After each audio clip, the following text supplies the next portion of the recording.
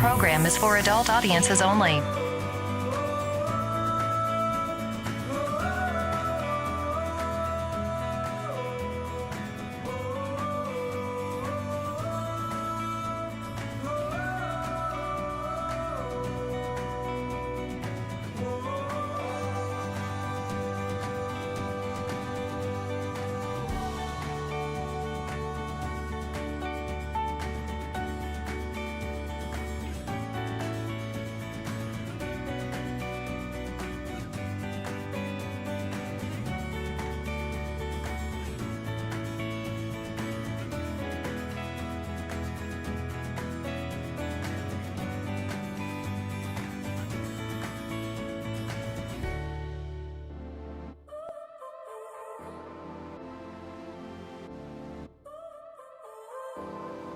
So now you're here again, knocking at my door.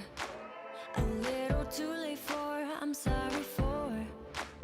The lights went out cause you kept cutting the cord, and I started to fade into your gray.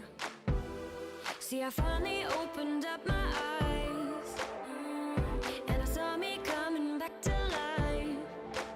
That I'd be better without you inside. It's time to be someone I wanna recognize. The future starts right now. I made a reservation, but you never came, so I'm checking out.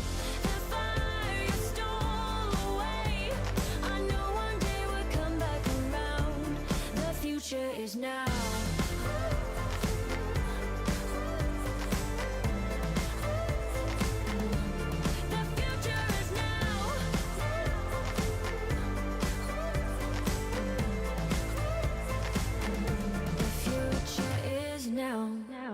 I waited for you in the passenger seat.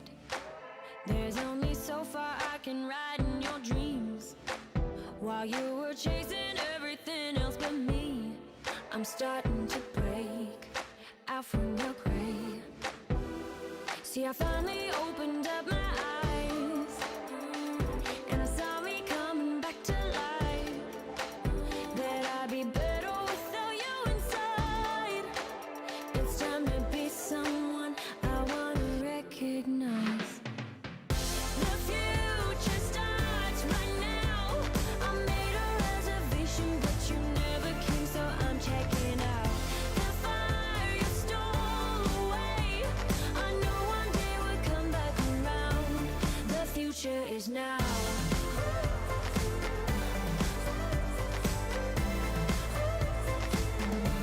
The future is now.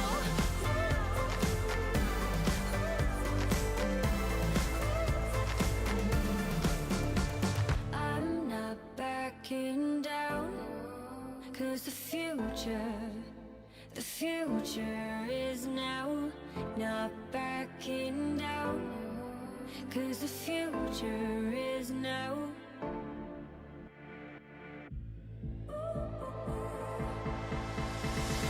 The future starts right now. I made a reservation, but you never came, so I'm checking out. The fire you stole away, I know one day we'll come back around. The future is now.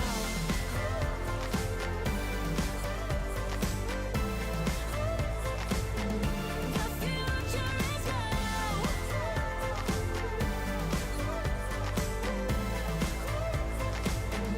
The future is now.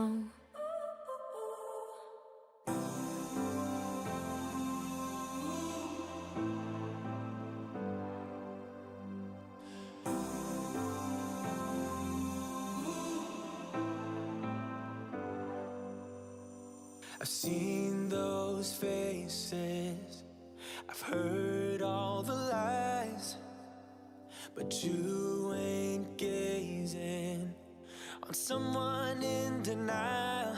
Cause you want dollar bills right now, but you gotta work real hard. I know you want it to be easy, so let your guard down. And I say, see it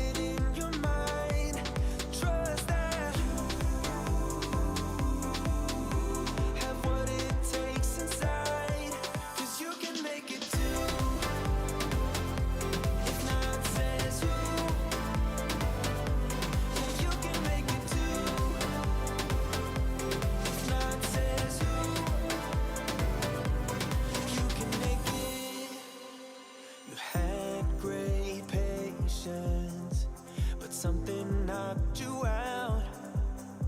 You felt your limitations and filled your mind with doubt. You wanna stay chill right now and don't let your eyes off the prize. I know you want it to be easy, so let your guard down. And I said,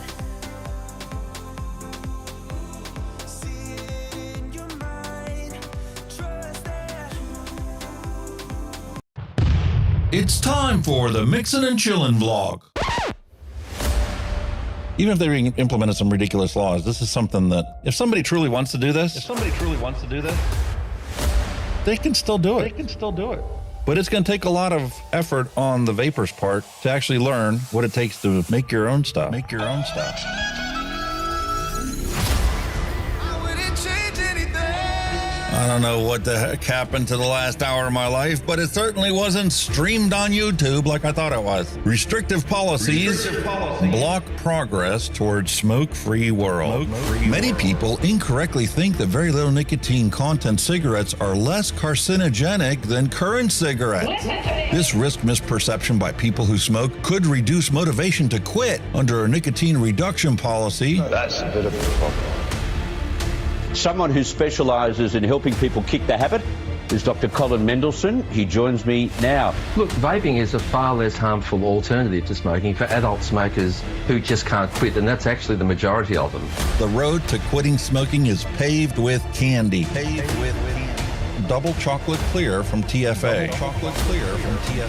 Published in the Vaping Post, we have long-term study. Vaping increases odds of quitting heavy smoking.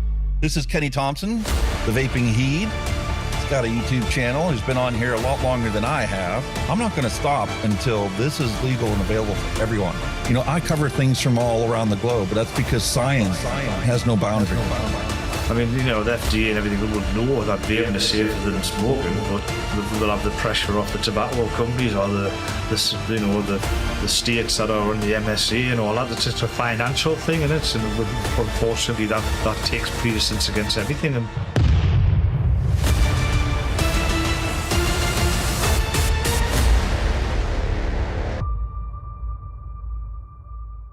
All of the things we went through. You just made my day. Just made my day. You made my day. You made my day. Grab your juice, grab your vape, it's time to get this party started. It's time for the Mixin and Chillin vlog. Long-term study. vaping is safer than smoking. Smoke-free world. Hello and welcome, everyone. It's another fantastic Tuesday. Time for Mixin and Chillin with Hunky Vape and Kenny the Vaping Heed. Hello. He doesn't seem as excited as I am. Maybe he hasn't had enough caffeine yet. Sorry, I'm just I'm fiddling, as you've said before. I got him befoozled because now he's got everything all set up in OBS. He's got the combined chat in OBS, so when you guys type messages, he doesn't have to look at a separate screen to see your messages. It's right inside OBS. And with two monitors, you know, it's hard to try and have all this stuff up and running and keep track of everything that's going on. So you guys see me looking over, you know, all these crossways. I'm like keeping track of this. Right. Is that right? Is this working? Hello.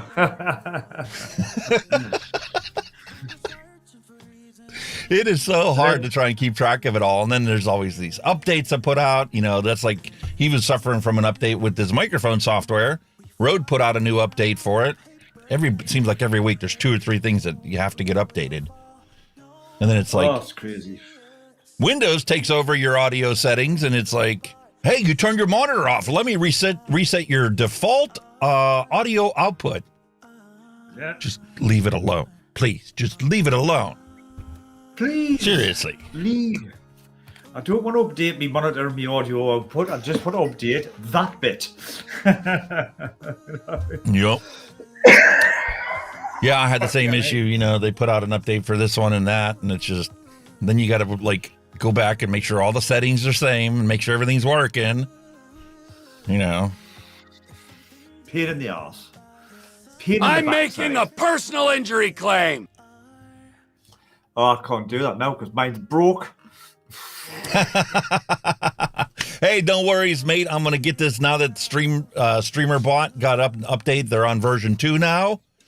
I'm going to set the same things up that we did with your combined chat. We'll set that up as browser docs inside of OBS, and then you can push the same ones that I push. Yeehaw. Just have it all set up. It'll all be the same. Happy days. Eventually, I'm going to get it set up so that he can just run the stream and I can just take the day off. Yeah, why not? I'll just say, Alex, you just sit there, have a cup of tea. I'll sort this one out. Yeah. And get another mate down there with you and we'll figure it out. But as you guys can see before you, we do have 2 retro vapes. I just picked these things out of the basket first thing this morning. I didn't even think about it. So we got the Smock g-priv 3 mod. I bought that in purple for my wife. Yeah. And we have the Monster, spelled differently than usual. It's a sub-ohm tank from Blitz. But you never even heard of them. No. Yeah. I've heard of Blitz. I've heard of Blitz before, but I haven't heard of the Monster. I'm sure I've heard of Blitz. There's our retro vape for today. We're going to take a look at that thing. And I got some vape mail. Yeah. Love the post office. Fragile. God, So we're going to drop kick it. Yeah, who cares? Yeah, it's fragile. They got insurance. They can get it replaced. No worries. I must say, as an Amazon driver, I'm prone to drop kicking the odd parcel. Long story short, last week, Paul dropped in and blessed us with his presence and gave us 2 banger recipes. And I felt bad. I didn't have any ingredients to mix that up. So it was a excuse to order some more flavors because I don't have enough of them already.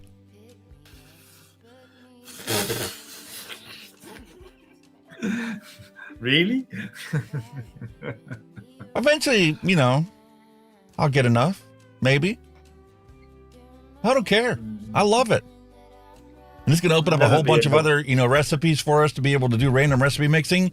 But for this week, we've got 2 banger recipes. That's what this guy does. He sits there and comes up with recipes, just like Darren does with flavors. So, time to find out how good his recipe skills are. Are these 2 bangers, or are they duds? Only time will tell. Only time will tell. Plus, I did work on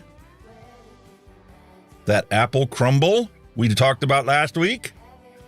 Oh, yes. I yanked out all the extra crap, the brown sugar and all this other fancy schmancy stuff, and just broke it back down to the basics of the apples and the crumble. Mix this thing up, and it's been sitting here, so we'll give that a try today, and maybe there'll be a V3. Maybe I'll just publish this. Who knows? Just to answer 60-watt guy's question, this is the heavy hitter mod. He thought it was the Trishul V2 in black. It's a heavy hitter, sir. With the what's on top of it again? It is the Wasp Nano Pro RGA sitting on top. Hope that answers your question, sir. Sorry, it's new to me. It's a new to me. The g-priv 3. It is. I've heard the g-priv, but I didn't even know they'd done it version 2, number 3. I ordered that a long time ago. It's been sitting in a wicker basket. Wow. I intended to do that.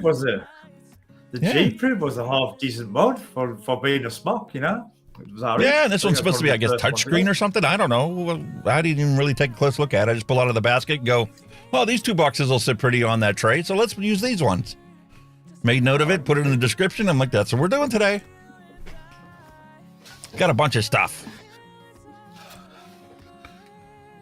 Trishul V2. So that was the question you were answering. Yeah. Just for all Don't you know. guys out there, Alex has popped up his Kylan V3 review, which I watched today, which is it's educational, but it's very entertaining and funny as well. That's the whole idea, you know. And you can go and watch anybody else's review. They've already done it. It's been out for a while. So when I put this one together, and I told you guys, you know, how much I love editing, I gotten into DaVinci Resolve, and last weekend I didn't get any more reviewing done. I wanted to get these disposables reviewed, but ResolveCon was going on. So Friday, Saturday, and Sunday, I spent, you know, 5 hours a day going to ResolveCon and learning a bunch of stuff and going, wait a minute, I've been doing that audio mixing stuff in the audio software, but I didn't even think about doing that same kind of thing in DaVinci Resolve in the Fairlight tab. I'm absolutely clueless with Fairlight. That and Fusion double, but I'm not experienced. Editing, color page, absolutely mint, but the other two, very vague. I need to learn them. All right, I had to make a little minor tweak here. Let me adjust that. You're peaking red light in OBS, so I had to throw a filter on, a limiter. There you go. Yeah, let's just take a seat. So now if you get excited again, it's not going to blow their ears away. Is that all right? The long story short, I learned so much at this conference. It's like, these are things that I know how to do that. Oh, I know how to do that. What, you can do them together? And if you do it this way, it saves you a bunch of steps? What? So the intro that we have for this week, I went through and I completely redid it. And I like, okay, drop the reverb here, drop the reverb here, drop the reverb here, put that all into a bus, route these all to the bus. And then that where there's one instance of the reverb that I can change it. And it's like across the whole project, not 50 individual files. Yeah. And the nice thing is because, like, you know, when you cut things, if you put it on the clip, the effect just cuts at the end of that clip. But if you put it on a track level or put it onto a bus and you put multiple tracks going into it, then all of a sudden it kind of like blends everything together. So I did that for the intro this week and I'm like, man, that sounds so much better than it did before. Yeah. And unless you compare the two side by side, you wouldn't even know the difference.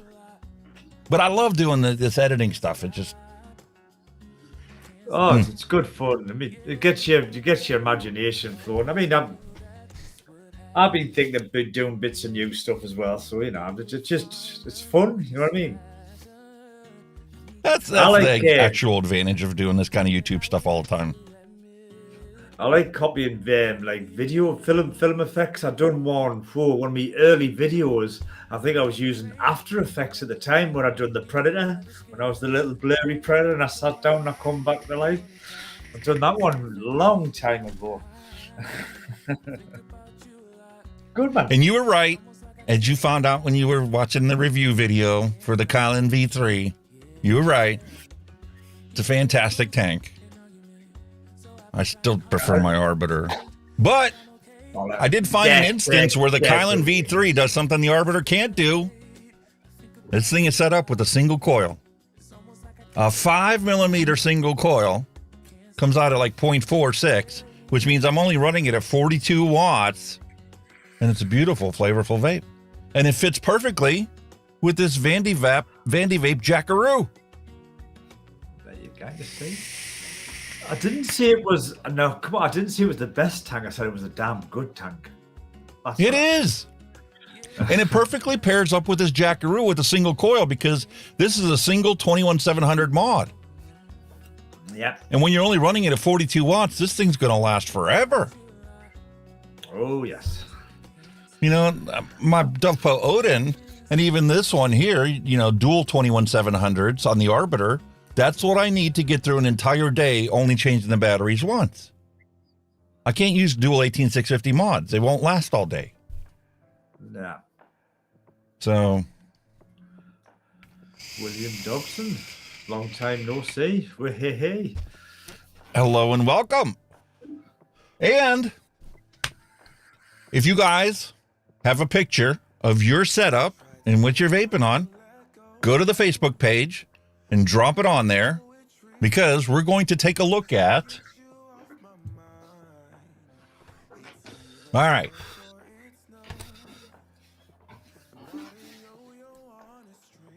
There we go. This is Scott Merriman's setup. It's the Guar with the Wasp Nano Pro. The Wasp Nano Pro, yes.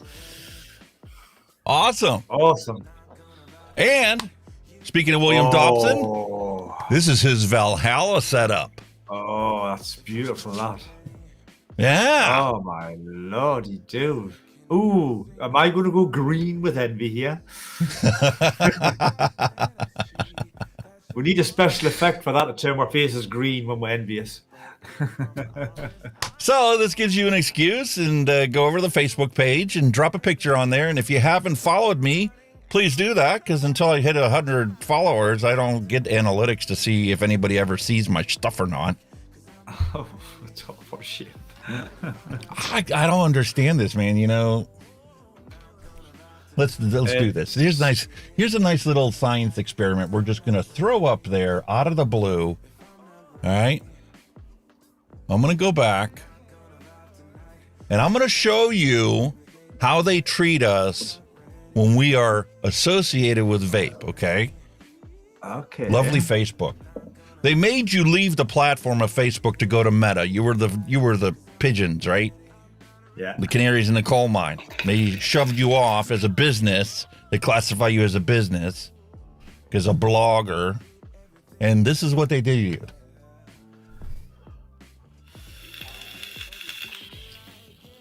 Now, on my Facebook account, I only follow vape stuff. Manufacturers, other reviewers, advocacy organizations. That's it, right? Here's my Facebook feed. Let's take a look at this. Suggested for you, Comic Book Fever. That has nothing to do with vape stuff. Not interested.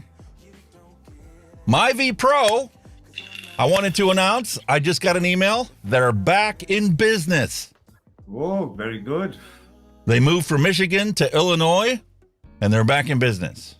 Awesome. Unfortunately, I checked their website, and they don't have a whole lot of stuff yet. But it's great to see them back in business. Yeah, I'm sure once they get their inventory in. Yeah, I never had a bad experience with my V Pro. They had all kinds of stuff I picked up. Where's that other one? Here it is. I'm going to do this one of these days. The Helheim. Oh, 530. Yes. RDTA. Nice. That came from my V Pro. Awesome. Fantastic. Oh, Oxva. Okay. Yeah. There's Nick. All right. Low carb foods. What are you trying to say? Huh? Nothing at all. Oh, and if you're not interested in low carb foods, how about some diners, dishes, and desserts? Nah, dude, I'm only here for vape shit. Oh, here's Inco. Who's Jennifer Armitard? Author Looks copies. What? Looks like some kind of fragrance, doesn't it? Wendy Vapes, Oxford, UK. Okay. Last time traveling through airport and matching outfits. Who are you? Lauren Powell. Suggested for you. I don't know who you are. Not interested in you. Why are you making up my feed? Keto and low carb foods.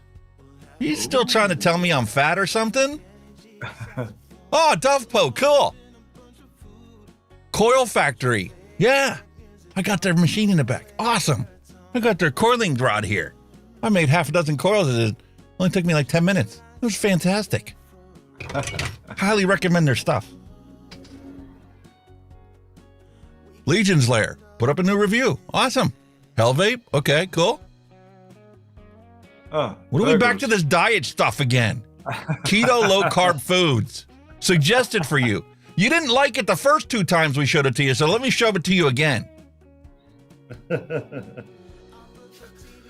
Connor DeWolf fans. I'm not a Connor DeWolf fan. Why are you showing me his stuff? I'm not interested in it. Who are you? Who are you? Oh, here's some more stuff for you to distract you and get you interested in it.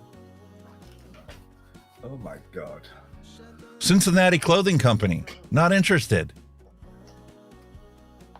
Times Tribune newspaper. Cumberland Falls State Park. Hey, I was there. It's an awesome, little waterfall that you can take a short walk from a parking lot to go look at it. And you can actually go swimming down there. It's pretty cool. But why is it in my feed?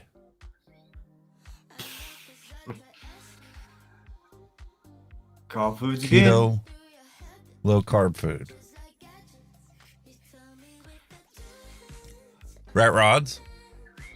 I'm not following any rat rods. It's all vape stuff. Friends feeds. Why? Yamaha keyboards. Now you know why I binned Facebook.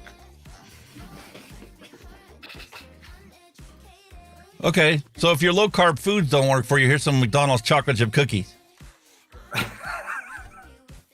Oh, it's after you've starved yourself after the low carb, you need something to fill yourself up. Now, that is, like I say, that is the exact reason why my Facebook got binned. I got absolutely fed up with the crap on it. That just did not interest me whatsoever. Yeah, because they push the advertising and the promoted content like ridiculous. But heaven forbid you actually want to promote something. Oh, no. Well, at least it's better than Instagram. I went to create an Instagram account and was insta-banned as soon as I uploaded the thumbnail.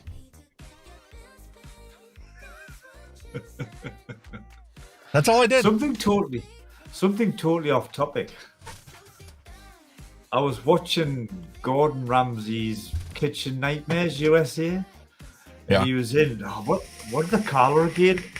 Mama Bean's Southern Fried Restaurant or something, and that was in Pittsburgh. I was going, he was in there. He revamped that restaurant. But I was looking, I was like, I wonder if I was waiting for see if you would walk in as a guest when he premiered. Nah, sorry, mate. I'm north of Pittsburgh. Oh well, I thought Yeah, your neck of the woods. Yeah, but I do enjoy watching those cooking shows and stuff when they go in and they revamp these restaurants, or like diners, drive-ins, and dives, where Guy Fieri goes in and actually just basically samples the food that's available in these old diners. Yeah, man. But the thing is, it's not. We always say that we're going to go to these diners. We always say we're going to these diners, but we never do. Nah. It's in town. I can drive, half hour, 45 minutes and go try this food, but just never high on our priority list. Nah. Plus, if you want a bit of alcohol to wash it down, you're driving, so you can't do that, really, can you? So, yeah, can't make a night of it. All right, so let's finish off the agenda before we get too carried away here. We've got the retro vape. We've got our not so random recipes. We've got Vape Mail. And I'm also going to show you guys, I got a question. I got an email from John, and he wanted to know about this label maker and, what is it and how do I do it and where do I get this in the UK? So today when we make our recipes, I'll show you how I actually make the labels, show you the software, show you how easy it is. I'll show you the printer, show you the latest version for it because it's been discontinued. So we'll take a look at that. And then help you, maybe purchase a label printer, or see if you even want to spend the money on it. So, or even something. We've got some of that. You know what I mean? Yeah, there's a bunch of different options available to us. Yeah. And then a cheaper option. Kenny and I are going to do a death match in a wrestling ring later on. Oh, pardon? Oh, what? See what I mean? Are we spring? What? Just kidding. We'll reserve that for Mark Zuckerberg and their little Facebook, Twitter. Okay. We're going to see by the magic of video editing. Here we are. He's like, wait a minute. This is a kerfluffle I wasn't waiting for. I didn't expect this one. This one, what's he talking about? Anyway, we're going to have a fantastic time today. We've got our alcoholic beverages prepared. And because the news doesn't look so good, I'm doing a double buzzball today. Oh, yeah, doubler. Oh, my God. So, do you want to do the news first, or do you want to do the buzzball? We'll get the news out with it, and then that'll make we enjoy it more. Awesome. Time for a little bit of news.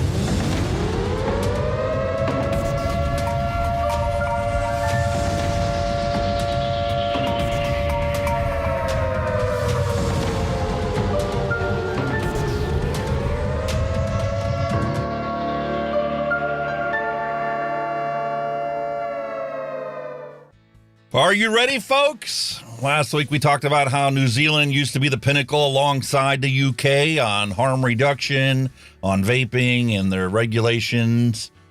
Well, they decided they're going to now be the leader, whether people want it or not. And effective the 21st of March, any vape that doesn't have a removable battery is banned. And they've come up with a cap of nicotine salt liquid at 28.5 milligrams per milliliter. Holy moly. So, the most effective vaping products on the market are no longer going to be available.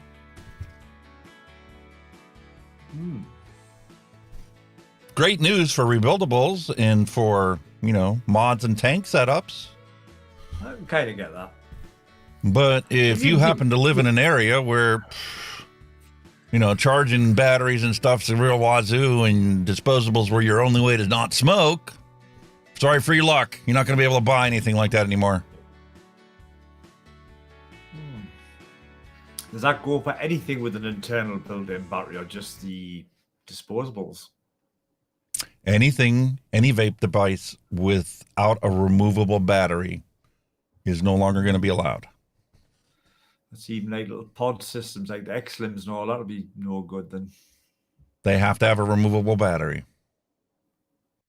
Which means X-Lim's going to have to go and redesign it and put a little cap on the bottom of their thing so that, you can remove the battery, and they're going to have to come up with a sealed battery that, can be removed. And it's got to happen. They're just going to have like an interchangeable battery where, when that one's fucked, you hide it away or dispose of it and you go into the battery and click it in. Yeah. Or just like you showed up last week, or somebody suggested it to us about the two different flavors you can snap together. Yeah. Well, they're going to have to go back to the Ego style batteries, and you're going to have a battery that's separate from the actual device.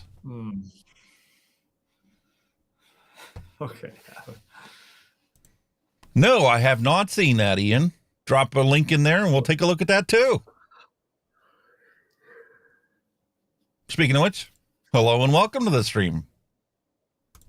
Good old Ian, man. He's the fact-finding man. Definitely. He is the fact finder. Not only is New Zealand doing the ban, well, Venezuela decided, President Nicolas Maduro said, that's a name. We're going to ban it. Venezuela, no more allowed. We're going to follow Mexico and just ban it. It's just a case like they seem to be a bit like sheep or cattle. Once somebody does something, they'll kind of like follow, don't they? You know what I mean? No. Don't believe about for a second that this is unrelated, uncoordinated activities. I'm sure Bloomberg's little henchmen are down there feeding a little cash into somebody's pocket to go, you're going to ban that. It's just come out of the blue, so nobody can argue with you. And once it's banned, nobody's going to argue about it. Yeah. Just do it. Do it. However, there is some good news. And it wouldn't be a news segment without actually taking a look at a bit of science. Respect Vapors posted this wonderful bit of news. There's a brand new study that was released by the Medical University of South Carolina, the largest United States study of electronic cigarettes, showing their value as a smoking cessation aid. Yeah. And obviously, Matthew Carpenter, PhD, must specify that this is not a panacea for smoking cessation. It's not a one-size-fits-all solution. Doesn't work for everyone. Yeah. But for those of us that have tried all these freaking different things, and the doctor said, try this, try this, try this. I'm like, listen, doc, you've given me everything. None of it works. Well, we're going to try multiple things at the same time, and we'll find the right combination that's going to work for you. No. That's what you can go do it yourself. Found this, quit, haven't touched it since. Simple. Yeah. It's not rocket science. Well, it actually isn't that simple. You got to find the right flavor. I mean, if you hate blueberries and everything you have is blueberry, it's not going to work for you because you're not going to want to use it. But you find something that is so delectable and delightful that you enjoy it, well, you're going to want to use it. Especially when you go back to mistakenly picking up a cigarette and lighting that, and then you go after you're done with it, it's like, yeah. My vape never gave me that off taste. So anyway, there's going to be a link to this in the bottom of the description below. After the video, when I update it with the timestamps and stuff, you can go check this out. Wonderful bit of news. It's not just the UK saying that vaping is the most effective means to quit smoking. Now we got some science right here from South Carolina saying the same thing. Fantastic news. All right. What else we got in the news? I didn't do any real research for today. I just got on Twitter real quick, checked that out, pumped them up, and brought up my emails, my email notifications. Once again, they're trying to slam Dr. Colin Mendelsohn, saying that he's a tobacco company shill. And once again, he had to put up notice on his website saying that I'm wrongly being censored because I have no affiliation whatsoever with the tobacco industry, with any vape industry, with any manufacturers or players out there. I do this out of the goodness of my own heart and the will to try and better society by following the science. So you can check out that link. It's right on his website. It's website/censor.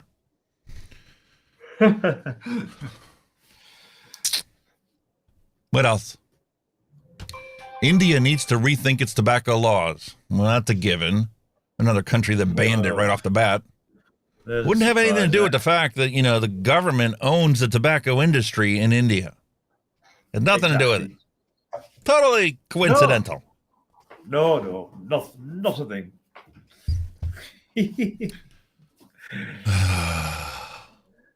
It's all about the piggies making money. Yeah, that's exactly what it boils down to. And Dr. Charles Garner wrote a beautiful piece. Is it time to de-demonize this drug? What drug is he talking about? Nicotine.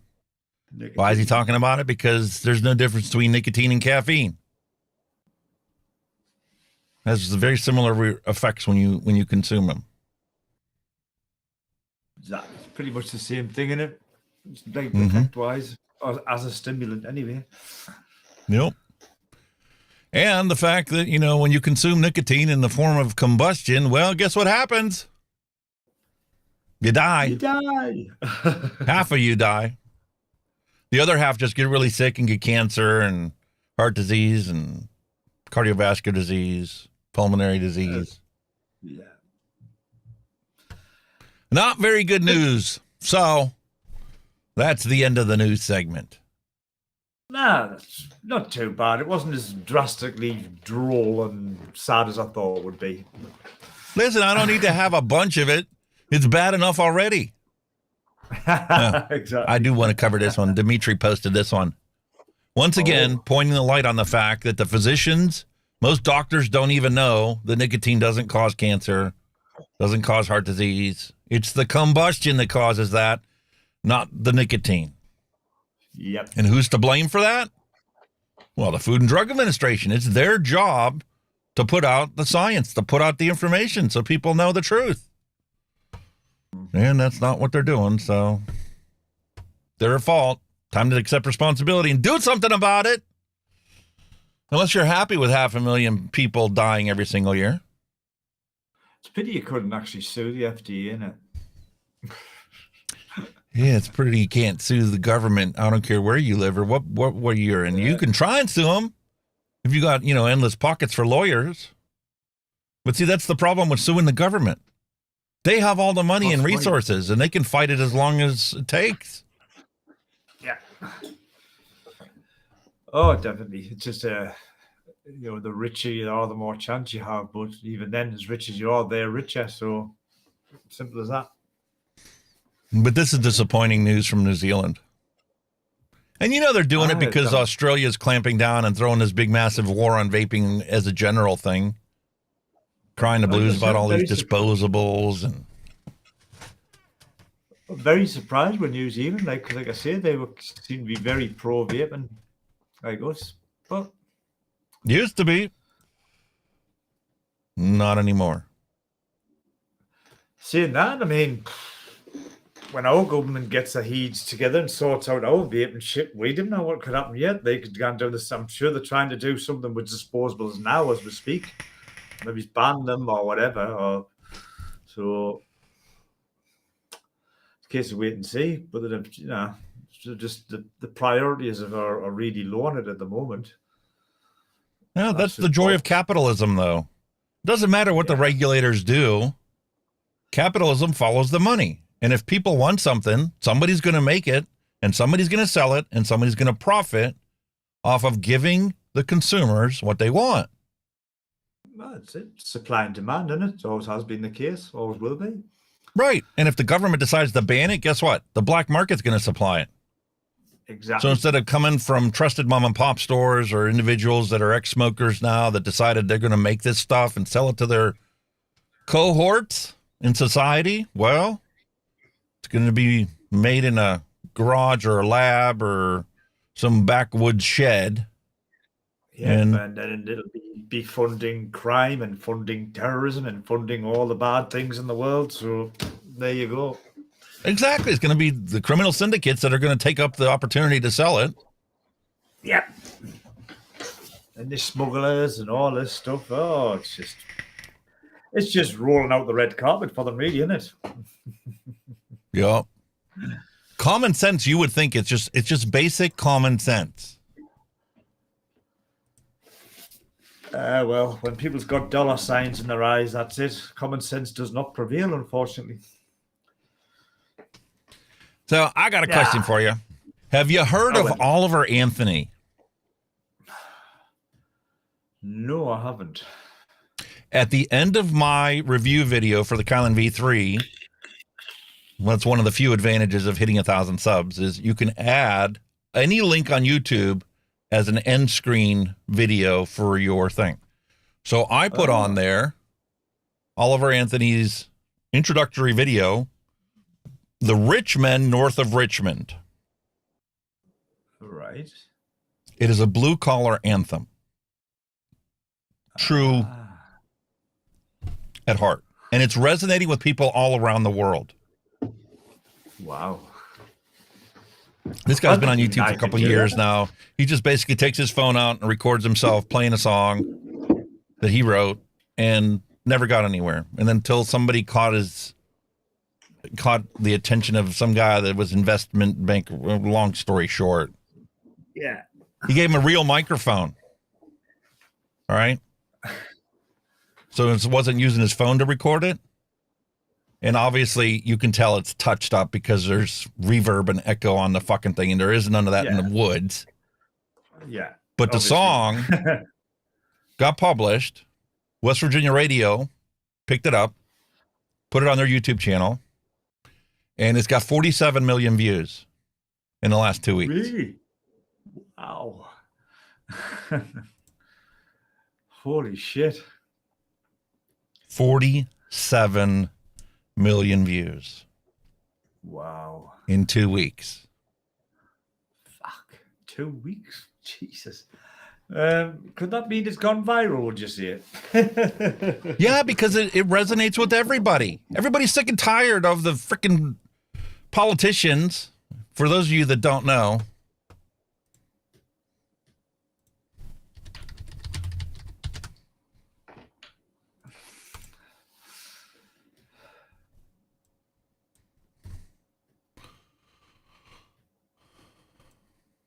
okay.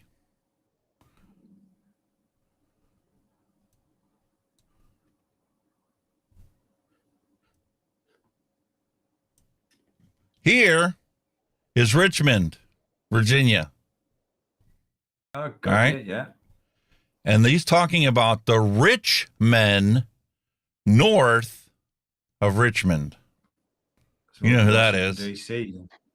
Exactly. Yep. All the freaking politicians out there that are all millionaires, making all the laws and keeping the poor man down. Yeah. So, I'll have to check that out. Very easy to understand why this guy went viral. And I'm going to play this latest song for you. I want your reaction to this song. It kind of goes along the same lines. All right?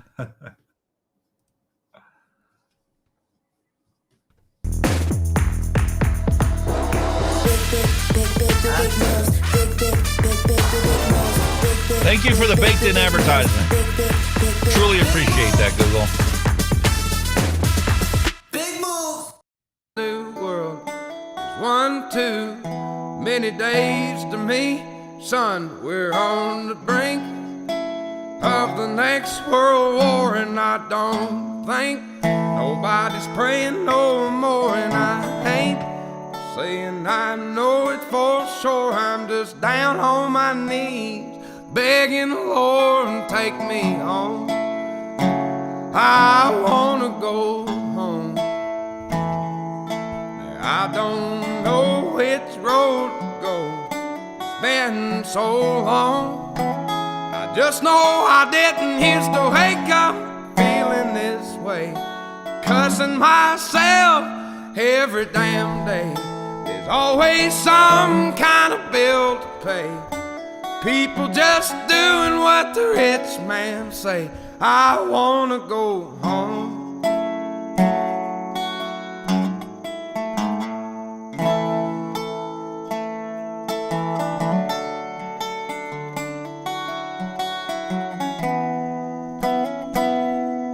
Now 4 generations farming the ground. Grandson sells to a man out of town. 2 weeks later, the trees go down. Only got concrete growing around. I wanna go home. I wanna go home. I don't know which road to go. It's been so long. I just know I didn't used to wake up feeling this way, cussing myself every damn day. People have really gone and lost their way. They all just do what the TV say. I wanna go home. Yeah. What do you think? Definitely relate to that. Yeah, definitely see. It's just what's happening in it, in the real world, isn't it? Yeah. They're a bad singer, actually. Either he's got a nice voice. And I guarantee you that whole thing was recorded. They removed some of the crickets in the background. They just lowered that level of the crickets in the background. They threw a little reverb on it and let it go out raw.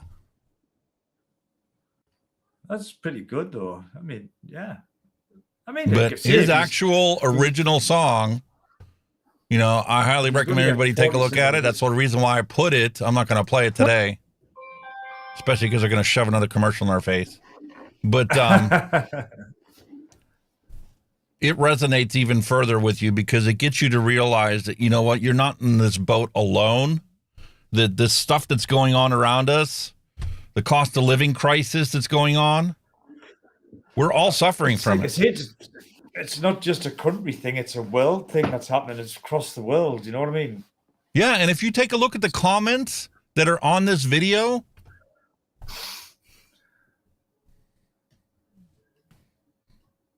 all around the globe, this is pulling on everybody's heartstrings. Germany, Australia.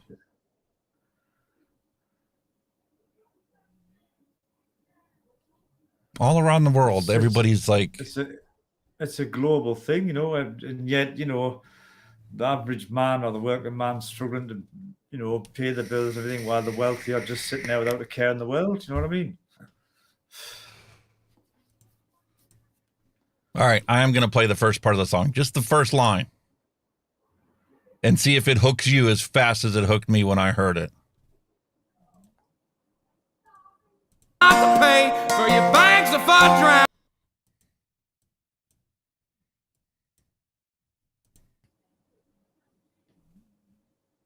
We'll see if it plays.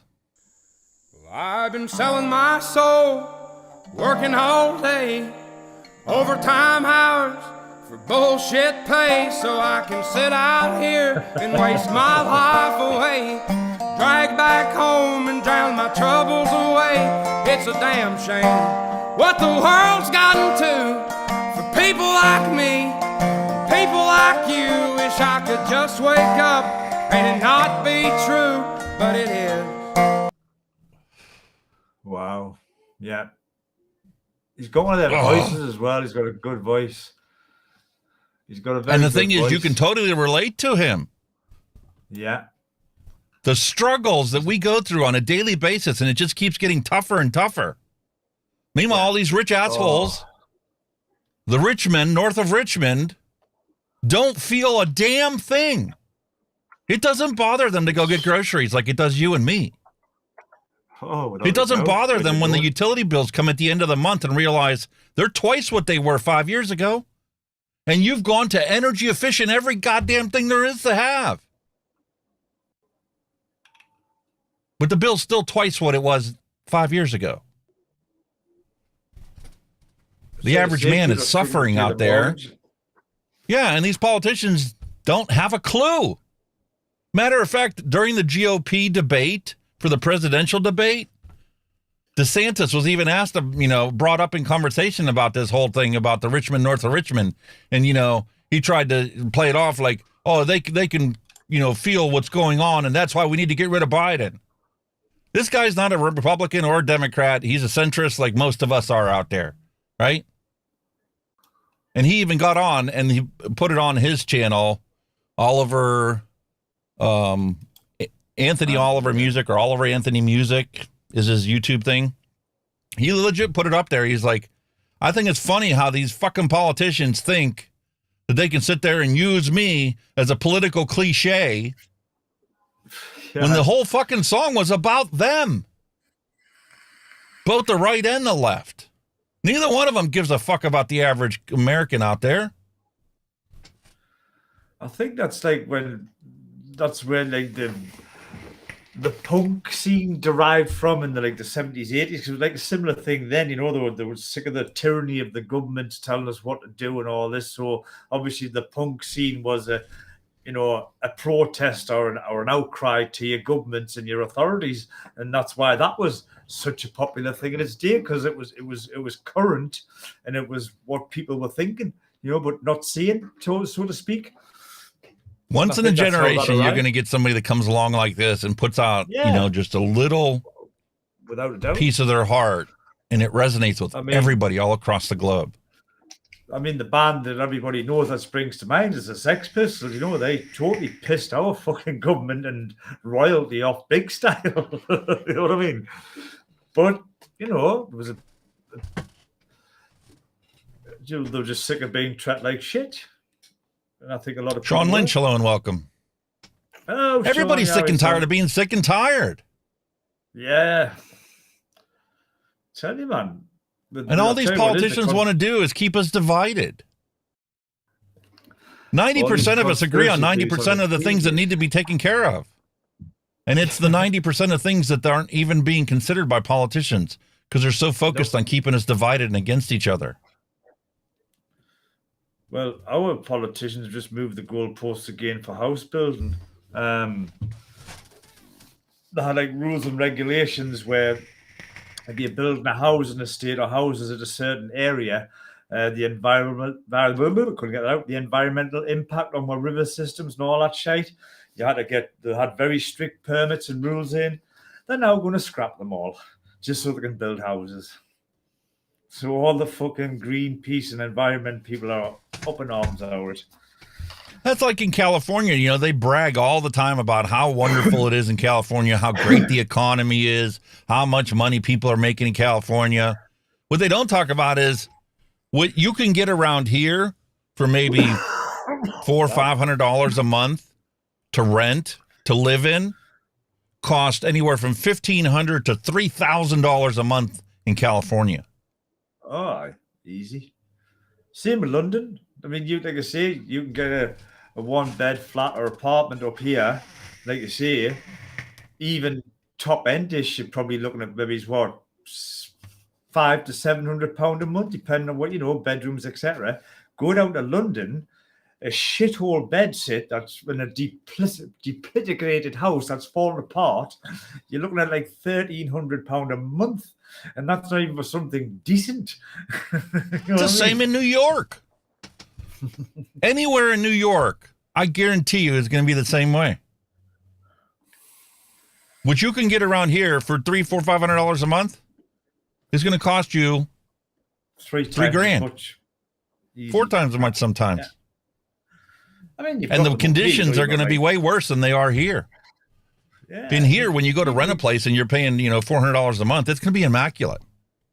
Yeah. Not some of the places doing there. Some of them are only paying that for a room in a house share. You know what I mean? Like just paying like £400 a month just for a room. Never mind about a house or a flat. That's exactly what they do in New York. 4 or 5 guys get together and rent a single apartment, and they've got, you know, mattresses set up where they all go to sleep. They have a dresser set up where they can put their clothes away, and they have a common living room, bathroom, and kitchen. It's crazy, man, isn't it? Absolutely crazy. We're going backwards instead of forwards, I think. Like, definitely. In the civilized we are world, going backwards. I know a married couple that would have gotten divorced if they could afford it. The only reason they're still, I swear to God, the only reason they're still living together is because they can't afford to go get separate places to live. Is that like, yeah. They can't afford it without having to uproot and move someplace different. But again, the problem is when you go to move someplace different, there's no jobs available for you, you know, to make any decent money.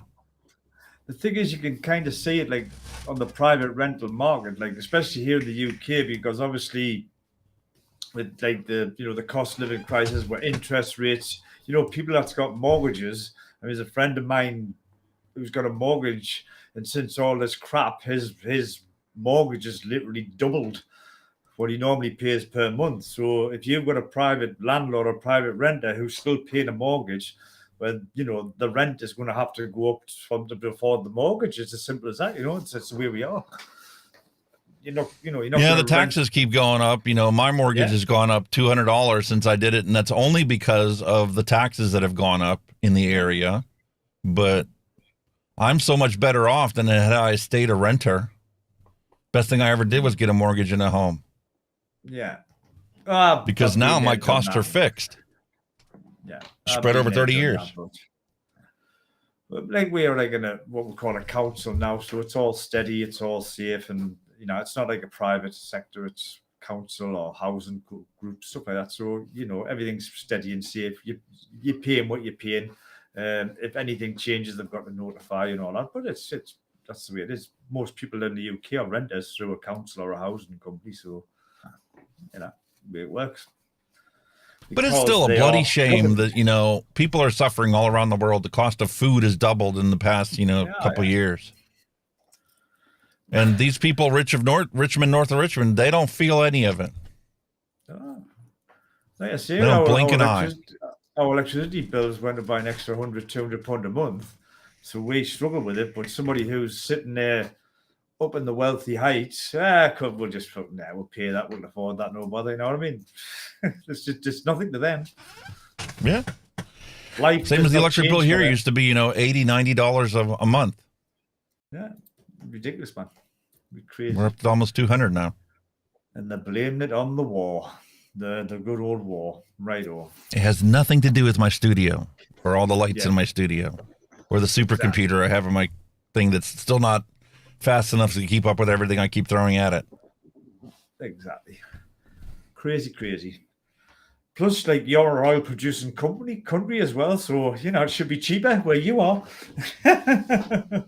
It is, relatively speaking. There's a chart that was actually going out there. Matter of fact, that was something I noticed. I got on a whole rabbit hole deal with this Oliver Anthony, and who was it? CMT or somebody did a review video about what are the lyrics in his song and what do they actually speak to. And you can tell this guy makes more money than he knows to freaking do with by his comments that he put on there and what he said that this was talking about. Like there's one section of the song where he says that, people living on welfare, that's 5 foot whatever and weighs 300 pounds shouldn't be eating their fudge rounds. That wasn't a slam on the people on welfare. That wasn't a slam on the fact that, these people are fat. That wasn't a slam on the food they're eating. That was a slam on the government not realizing the corporations are out there to make money and they don't give a shit how bad the stuff is for your health. They're going to sell it to you. Exactly. And the food deserts that exist in this world, there's some places, especially when you get up north, you might have to drive an hour to an hour and a half to get to a grocery store.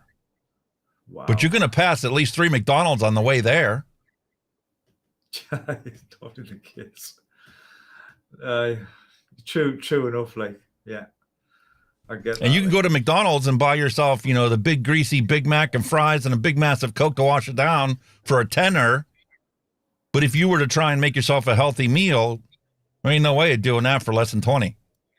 Yeah, it's a joke, man. Yeah, the world is full of doom and gloom, as they say. Sorry. We always end up in this shithole. Yeah.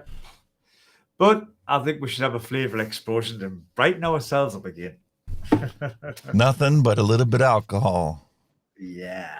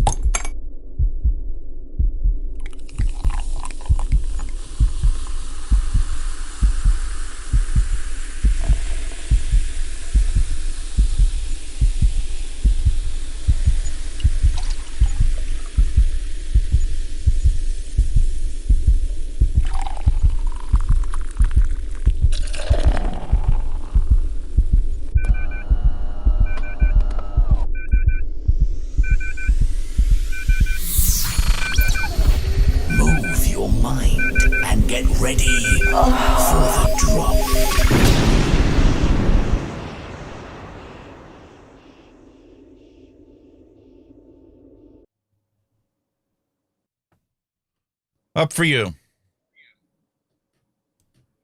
Nah. Your turn. What? You're on camera. Oh, hello. He's done it again, you know. He just keeps, hello, Jew. Right, go. Right, guys and girls. I've got a couple this week. The first He couldn't hear the sound for the video, the transition. So I'm in here trying to figure out what's going on with it. I'm like, I hear it in my earpiece. Why doesn't he hear it? But I could hear it on YouTube, but I couldn't hear it directly off you. That was weird. But anyway, I have bought some H. Westons and Sons vintage cider in a very smart looking bottle. It is expertly crafted with heritage apples, all pressed, 5th generation of the family, and this is alcohol volume at 6.8%.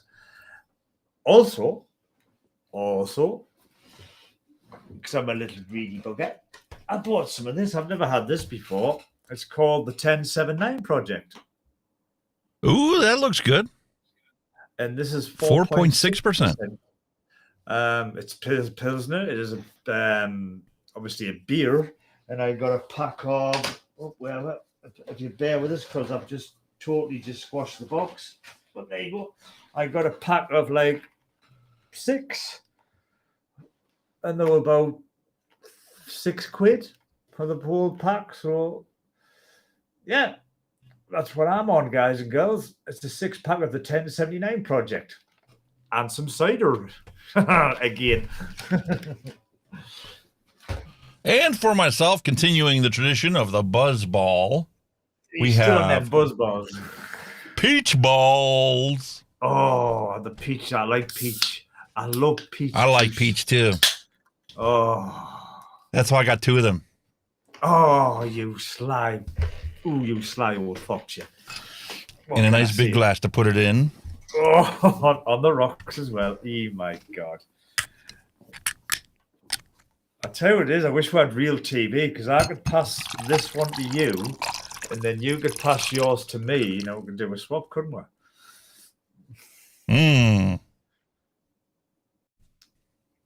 15% alcohol by volume. Oh, my God. So 2 of them in that glass is technically 30% alcohol. I still have another one for later. I don't know if you noticed, but I think your better half put a little notice on asking if you'd put your pot roast in.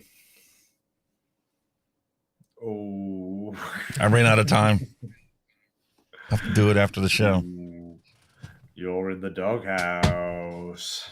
Actually, you know what? No, I'm going to take and put you on with chat later on, and I'll go downstairs and throw it in the pot roast, and then we just do it that way. Yeah, kill 2 birds, 1 stone. It's all right. I didn't prep a little video to throw up so I could go do that. I should have. Just watch a live news feed for half an hour. All right, so this Buzzball, it does have a peach flavor to it. It's not very sweet.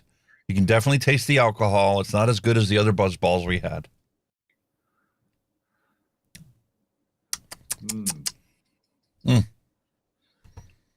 Dusty's right.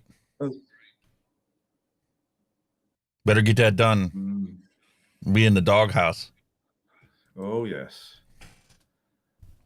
Story of 1079. The first cultivation of hops was in 736 in the Hallertau region of Germany, and the first mention of using hops in brewing was 1079, hence the name. Yeah, German beer. There you go. Dusty's right. People have forgotten that the most capable hand is at the end of their own wrist. That's true, but the problem that we are all experiencing is it takes twice as much work and twice as much effort to accomplish what we used to 5 years ago. Meanwhile, for these rich assholes, they don't flinch and they don't notice it at all because they don't ever do anything, and they're still making money. Look at Bloomberg. Exactly. Bloomberg's a perfect example. He quit working years ago, decades ago. Because of all his little businesses that he's got out there, that they just constantly keep raking in the money for him, and all he's got to do is figure out how to spend it. Oh, yes. Meanwhile, small businesses like, the ones you and I have, I reached out to a couple of my customers going, I haven't heard from you in a while. Everything okay? What's going on? And, the answers I got back from them is, yeah, we've had some stuff break, but to be honest with you, we couldn't afford to get it fixed. And it really wasn't a necessity for us to keep using it, so we just binned it. Yeah. And for the stuff that, we would like to get fixed, we looked on and there was a sale going on, and we picked up a new one at Walmart for just, 50 more than it would have cost me to have you fix it. So I don't need you anymore. That was his polite way of saying, I can't afford you, and when I can afford you, I'd rather buy new. And bin the stuff that we got. Fortunately. Thanks for that, Ian. I was trying to make it interesting, but you've just killed it. This is brewed by Marston's, so it's not really German. That's the way a lot of the stuff is nowadays. Like a lot of it is. They give you the history, but it's not that company that's brewing it anymore. It's Mickey Mouse down in fucking... Like Guinness. When we go to buy Guinness in our beer outlets around here, that's not made in England. It's made in a local brewing factory. It's brewed in a local brewery under the trade name of whoever they're brewing for, pretty much. Mm-hmm. When you think about it, when you've got a product that's selling millions worldwide, it's not just coming out of one little factory. Some blokes like 24/7 brewing ale. You know what I mean? They've got companies all over doing it for them. I get that part of it, but realistically, it's gone to the extreme with just the general reason. That's why things cost so much, because there's they consolidated everything, and there's essentially one or two factories that are making stuff. Perfect example was the components. I do some arcade repairs and stuff like that. The little chips used to be made by half a dozen different manufacturers. It's made by one now. And you know what happened? Who bought them all up? It burned down. It caught on fire and burned down. So guess what there was all across the globe? A shortage of these chips. You couldn't get them. So if your local warehouse was out of them, you're shit out of luck. Wow. So you had to use your knowledge to sub it out for a different part that did kind of the same thing, but it wasn't exactly the same chip that you are trying to replace. Yeah. Normally it's a cheaper version than the original anyway, isn't it? Yep. It's an Aldi brand. Yeah, very correct, because that's where I bought them. Aldi. He Nazi stuff out, Ian, man. He Nazi stuff. Aldi's are growing like crazy around here, little grocery stores. Oh. They're all right, but my glitch with them is that the so-called fresh fruit and veg it's got no shelf life. You've literally got to use it in a day or two at the worst. That's the way it is everywhere. And what happened to all the old farmers markets? Oh, God. They all dried up around here. Yeah, no like that. We've never had no like that. I mean, but even so, like some of the larger branded supermarkets, their fruit and veg seems to last a bit longer. Not much, but it lasts longer than what the Aldi stuff does. You know what I mean? Yeah. I mean, like potatoes. We you buy a bag of potatoes from there, even put them in the fridge, and like 2 days later, they're starting to fucking grow roots, and you're like, "Fuck me, I've just bought them." You know what I mean? Yeah. Fucking time in the garden will grow one. I totally know the feeling, mate. And it's sad that you are in England, I'm in the United States, and we have the same problems going on around there. It's weird, isn't it? It shouldn't be like that. Oh, your system of getting produce to the grocery store should be a little different than it is here. The distance to the farm should be different than it is here. Oh, without a doubt. What's going on with this printer? None of our printers are working today. Oh. Stanton's just randomly appearing on the screen. He's popping up, like, but I don't know if anything else is. Mallory Gates, hello and welcome. Oh, Mallory. Aldi is awesome, especially for canned goods and simple baking items. We used to have a store around here called Save a Lot. Now, when I go home in Cleveland, there's plenty of, Save a Lot still there. But once every 6 months, I would go to Save a Lot and buy cases of the canned vegetables, beans and corn and peas. And I think a lot of the shops are good for like the canned foods and tin foods. When it comes to fresh food, I don't think it's good a quality. I mean, I think the first kind of shop what I can remember that was like Aldi and Lidl, obviously, was Netto. I think that was one of the first ones that popped up over here. I don't know if there's still any of them going. Is any of them going, Ian? Netto's. You'll know. It's called Netto. It has a big yellow sign. I think there's one in Birdie. I love Save a Lot because you can buy a canned corn, standard size canned corn. It'd be like 39 cents, 49 cents for the really good one. Oh, yeah. You go into the local grocery store to buy a can of corn, it's $2.39. Plus, obviously, there's branded as well. If you buy a branded product, then you're paying for the name anyway. So $2 more a can.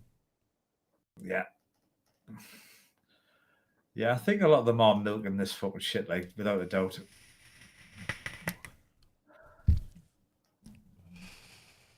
Bugger. I've got a corn on my foot again. I've just felt it. I've just stood on it. Ooh. It's a pain. Oh, it feels like you're standing on a nail, doesn't it? Then you got to put the little sponge around it. You got to put the corn remover. It's caused by a virus. I've had it for nowadays. I've had it the exact same one. I've had it for years and years and years, and I've had everything on it, and it just doesn't. It just keeps coming back. So I'm gonna knock on wood.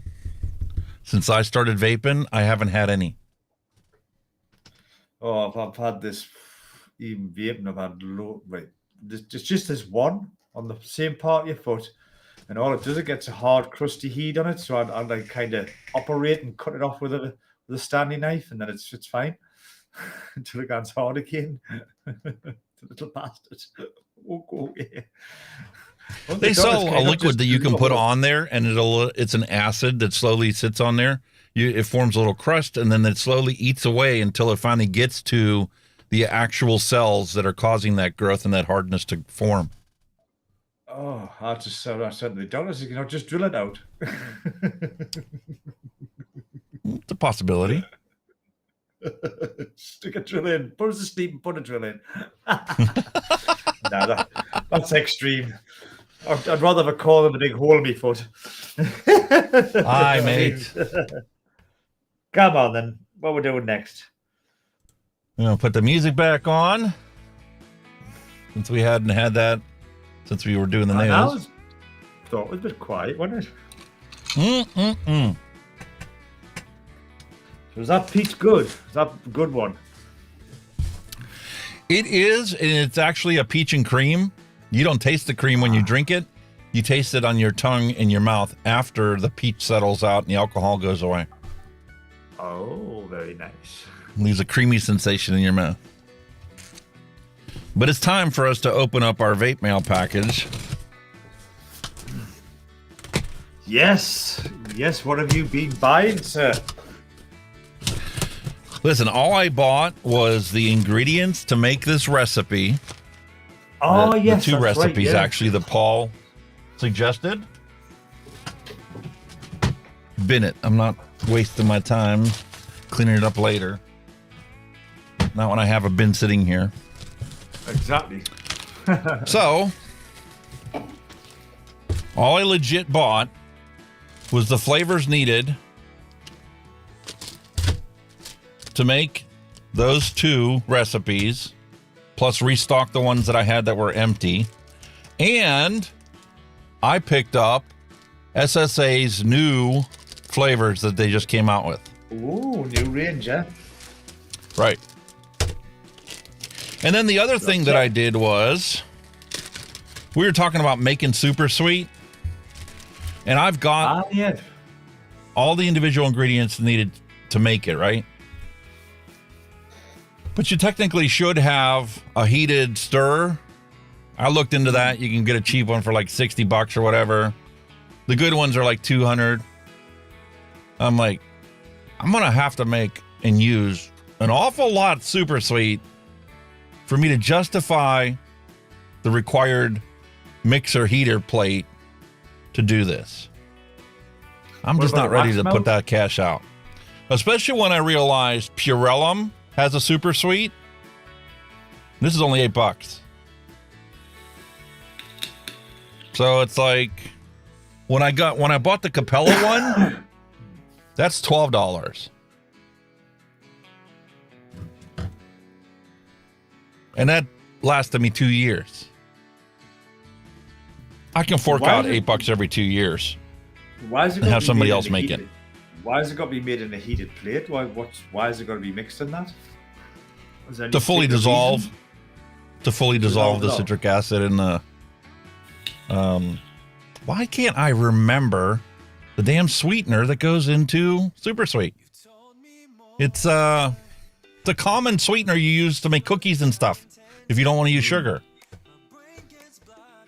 Something good with an S. Is it something good with an S? S.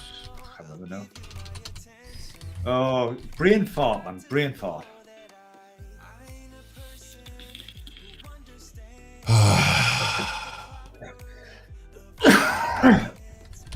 Very tickly throat.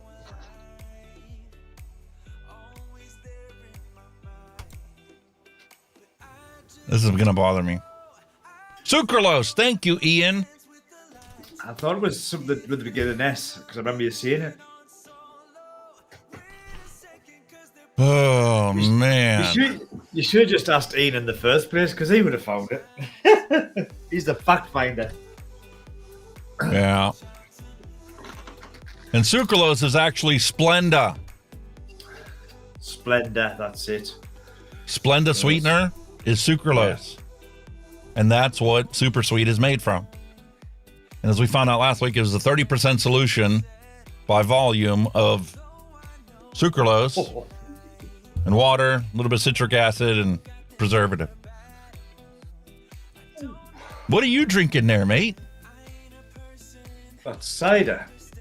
It says, it reckons it's a medium dry. Fucking medium dry. That's it. Very sweet. Oh.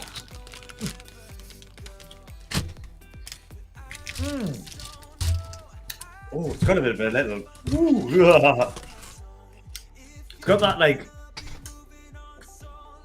that same soury apple, like a sweety soury now, like the acidy apple. It's got a bit of that in it. Mm-hmm. It's nice though. It just takes you by surprise, you know, like whoa. Mm-hmm.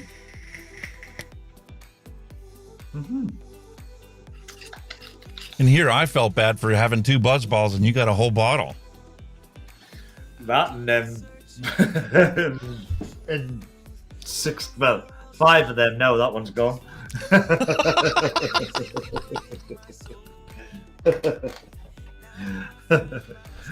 Sorry. All right, so let's go take a look at these recipes. Come on, then let's rock and roll, mate. You've got all the stuff now, so I'm keen to see how you get on. This is the apple blossom crumb. We'll come to that last. That looks nice. We have Southern Blast to make and chocolate banana bread. So yeah, I didn't really fancy that when I first seen it, but now when you look at it, it sounds nice. I've never had a chocolate banana bread. I've had banana bread before. Used to love it. No. Well, I used to make banana sandwiches. Next best thing, isn't it? Yeah, you know, I got to the point where I'm like, you know, let me start cutting out some of this stuff here. And the only time I actually eat anything, any kind of cake or that kind of stuff is whenever the wife gets in the mood for it. Yeah, right? I love banana.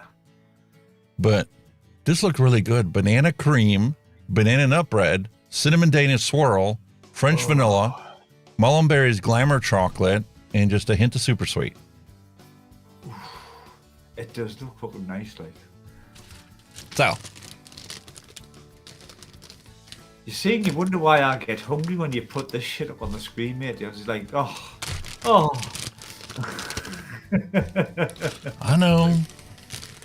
You know, like, oh, stomach's very rumbly. Okay, cinnamon Danish swirl. Oh, they're nice on their own anyway, aren't they? Danish swirl. Oh. Oh.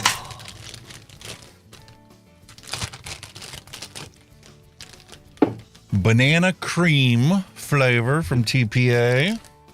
You've just reminded Banana me nut bread. You've just reminded us the last time I had a cinnamon ice bun. Oh, God, that was heaven.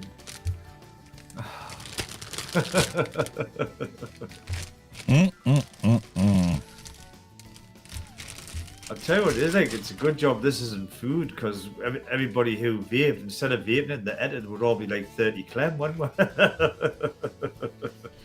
Listen, there's people that have lost weight because they started vaping. Oh, without a doubt. Because when they got a craving for something, they just went out and bought the e-liquid in the craving that they wanted, and it satisfied their craving without ever eating it. I think I did put a little bit of weight on when I first started, because obviously when you crave, you just ate. It just made you hungry. You just ate. When you quit smoking, your metabolism slows down, and you will gain weight. Yeah, and so I just ate and ate for a while, but once I got into vaping, it just balanced itself out. The weight came off, and I'm back to a normal, healthy-ish human being, shall we say? No, I'm not. I need to start working on that Hunky Health channel and getting some of this off. I'm not doing too bad for my age. I've seen worse. I've never really been a skinny person to begin with. I mean, other than when I was in the military and I had to lose the weight. Matter of fact, you know, part of the whole boot camp process is you have to meet your weight requirements at certain points of it. And if you fail to meet your weight requirements, they put you in the fat unit, the fat company. And the whole purpose of the fat company is you just exercise and exercise and exercise. That's all you do. There's no training whatsoever other than physical fitness. And that's it till it comes off you. Yeah. Until it comes off you and you meet your weight requirements, then they put you in another company that's moving forward to replace somebody that failed their physical fitness test. Wow. This is the only time in my life I've ever been truly skinny.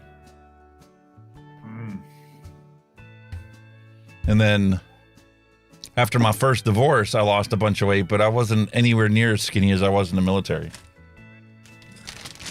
You can understand, I mean, that kind of like, it just reminded me of Full Metal Jacket there with Private Pyle. You know, he was ridiculed because he was a heavier guy, you know what I mean? And I suppose that's probably what it was like back then. What the forces in what, 60s, 70s, whatever it was. I love that film, Full Metal Jacket. I absolutely love it. I've watched it so many times over and over again. Fantastic movie. All right, so let's go to my recipes because I already saved this on here. I need to go to the chocolate banana bread recipe. I need to edit this. We're gonna make a 60. 60 mil. We're gonna make a 60 mil. We're gonna keep it at 6. And everything else is the same. We just hit save. Boom. There's our recipe. So I need to do that. And then I need to switch to this. The magic cameras.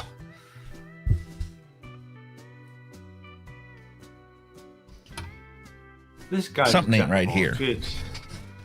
He's not only a video editor, guys and girls, he's a film producer. You notice how he's got all the cameras coming in, you know what I mean? Yeah. There you go. See? Something ain't right. All right. We got it zeroed out. My mouse is moving over. All right. So, might as well start with our secret sauce. As always. Get that out of the way. 3.73.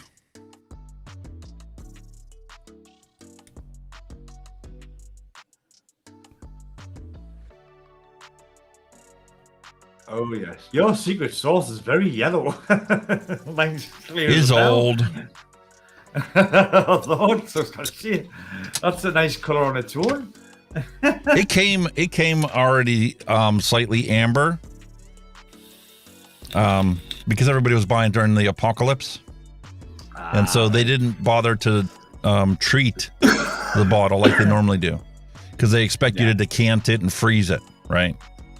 Normally you get a bottle like that, they top it off with nitrogen, so there's no oxygen in it whatsoever, and then seal it up.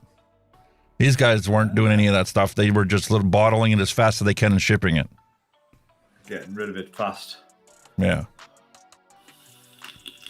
All right, so we have ourselves a banana cream flavor.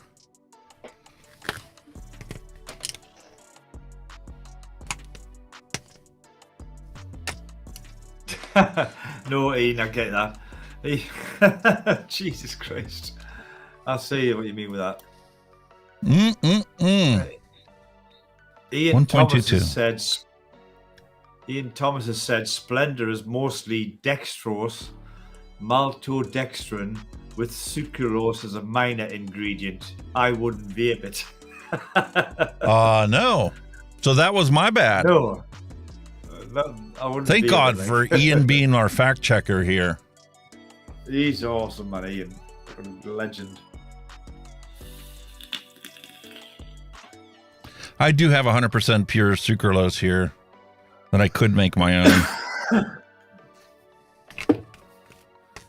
You think, like, obviously with the commercial sweeteners, there will be other stuff involved, isn't it? It's sod's law in it. Whether it be a flavouring or whatever, there'll be something else in it. It'll not be the real. If you were making yourself small batches of it, you could just use 30% of the sucralose in water and call it a day.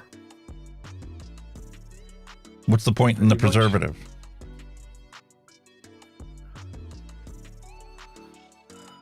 Banana nut bread. 4.96.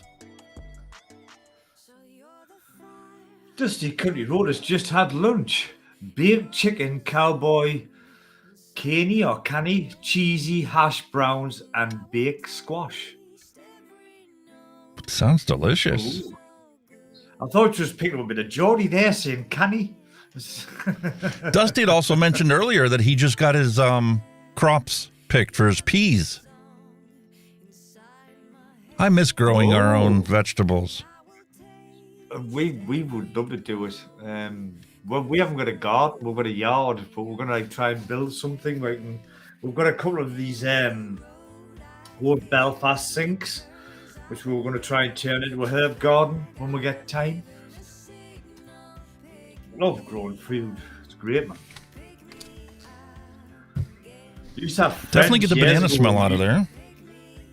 We had friends years ago had allotments. That's all they'd done was grow veg in it. And fresh out of the ground, you just can't beat it. Oh, lovely. Cinnamon Danish swirl. Do I like lemon sherbet either? I've never tried it, Sean. I've never tried it, sir. Wow, what a difference. The smell on this Capella Cinnamon Danish swirl is so accurate to the name on the bottle. Okay? Really? Oh, that's nice.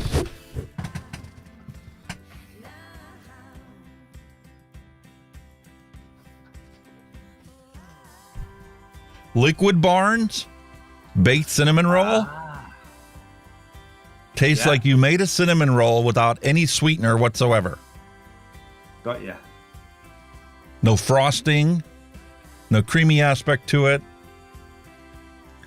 And it doesn't even taste like the bread on the inside of a cinnamon roll. Yeah, you get the bread. It just tastes like the crust with some cinnamon. I got you. Yeah. But on the other hand, with this one, you might get the whole caboodle. If I can find my mouse. Because I noticed.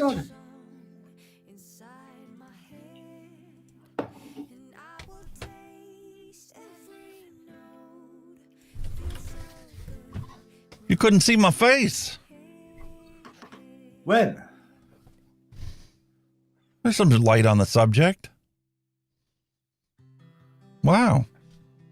All right. I thought you were going for the cinematic look. I hate the cinematic look. There's a show we've been watching on Amazon. My wife doesn't even like it. She does TikTok the whole time I watch the show. It's called Billions.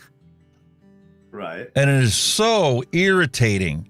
You'll only ever see half of people's faces because the other half of the face is literally black. It's that dark. That's the mood. It's setting the mood. You know what I mean? The cinematic. Here's your mood. We grew up watching MASH and Chips. You never saw that look on anybody's TV shows back in the day. It was natural lighting. The whole intent of the lighting on a set was to match what you would see if you were in the room with them. I know, but you don't think modern day films are dark and moody? Even your Marvel films, you know, they're all. Listen, dark I understand and when the your colorist Batman films. You know what I mean? They're all dark and shady. Your Batman movies are dark and shady. The Joker, I love that film. That's all dark and shady. That's the kind of genre we're in now, isn't it? When you think about it. I get that though. Okay, for a movie, you want to set a mood, so you purposely have a colorist portray that mood through the entire movie, right? But I'm talking about TV shows. Oh, TV, nah. It's just regular freaking TV shows. I don't want to see half of their face black every time they go, unless they happen to glance at the one light in the room that isn't their hair light. It's like I get that. Yeah, I get that with like TV show. I mean, obviously a movie you'd expect it to have a theme or a scene, a cinematic look. I get that. Yeah, but not for a freaking TV show. The Matrix was all green and fucking shit. You know what I mean? And the Martian, they're in a New York office complex with filled with whole fluorescent lighting and accent lighting around the room because they're billionaires, right? The best of the best. It should never be dark. No, not something like that. There's no way half of your face would be black, dark. You can't see it. It's that dark. I mean, most of the TV unnatural. Most of the normal TV shows we see are the normal, like you say, your normal daylight settings, you know what I mean? Type of thing, you can see everything. But I mean, with movies, and I think with some of the box sets and all you get on the TV now, you know, they're kind of spin-offs of movies anyway, so they try to copy the cinematic look, don't they? But it is. I get if it's got history that it's coming from there, you know, but like MASH was never like that. The lighting in MASH matched the scene that was there. And you could tell that, you know, they had artificial lighting there to highlight certain things. But it was never the only lighting in the scene. Yeah, but technology's moved a long way as well. I mean, MASH, you know, it was loads of massive lights. You know, even your lights now are different to what they were in the dem days. You know what I mean? Well, just because there's a software update available doesn't mean you need to install it.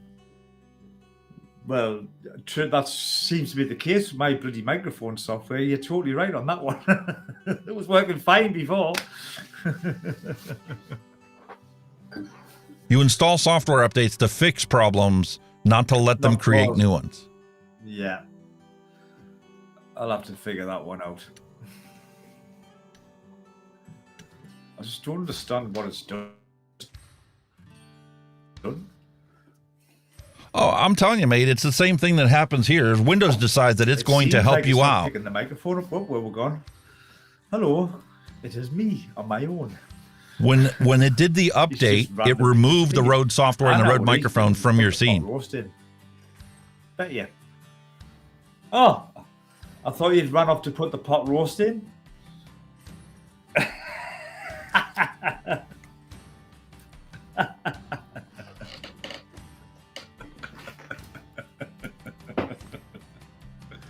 Uh-oh.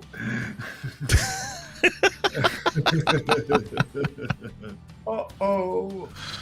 All right. 1.2 ohms of Mullenberry's Glamour Chocolate. I was going to get some Mullenberry products, but it was going to cost more to ship. So I wanted to do I think it was was it Nev? Was it Nev or something who was a juice maker? He did an Ambrosia Devon custard. Listen, mate, did you actually lose your audio, or are you just fucking with us still? Me? Why? Why would you say that?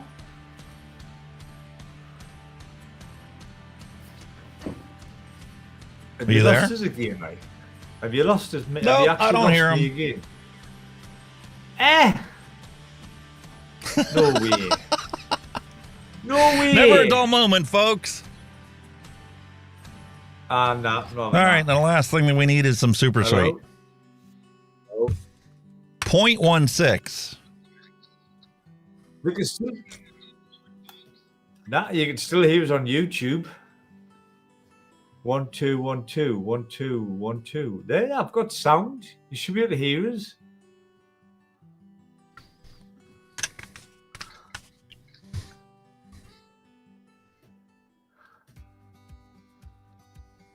Hello, hello, hello. 5 mils of PG.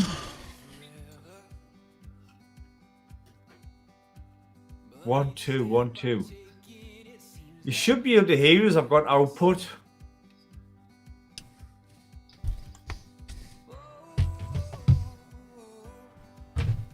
Can you actually hear me? Or are you fucking with us?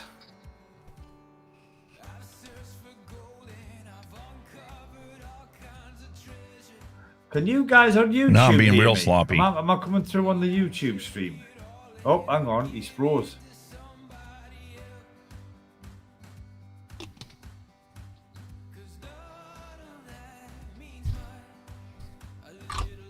Uh-oh.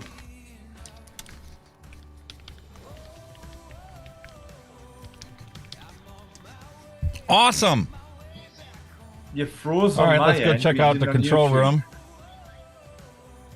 Hello, hello, hello, hello.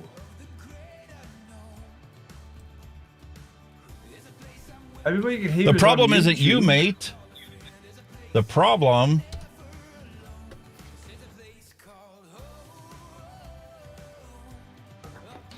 Ugh. There you go. Hold on. That's my fault, sir. Nah. Gee.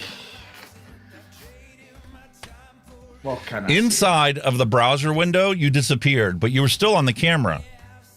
I got you. I think Once everybody again, can still hear Windows on is trying to YouTube. conserve resources, saying, oh, you haven't touched this browser. I'm going to put it into power saving mode for you. Oh, no, not more updates. Jesus Christ. William Dobson says, Yep. I just heard Kenny say 1, 2, 3. Fantastic. I'm sure they could hear us on YouTube, but me and you couldn't like communicate, so to speak.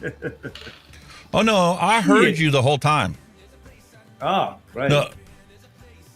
No, I didn't hear you. They heard me. Whatever. It's over. Whatever. We fixed it.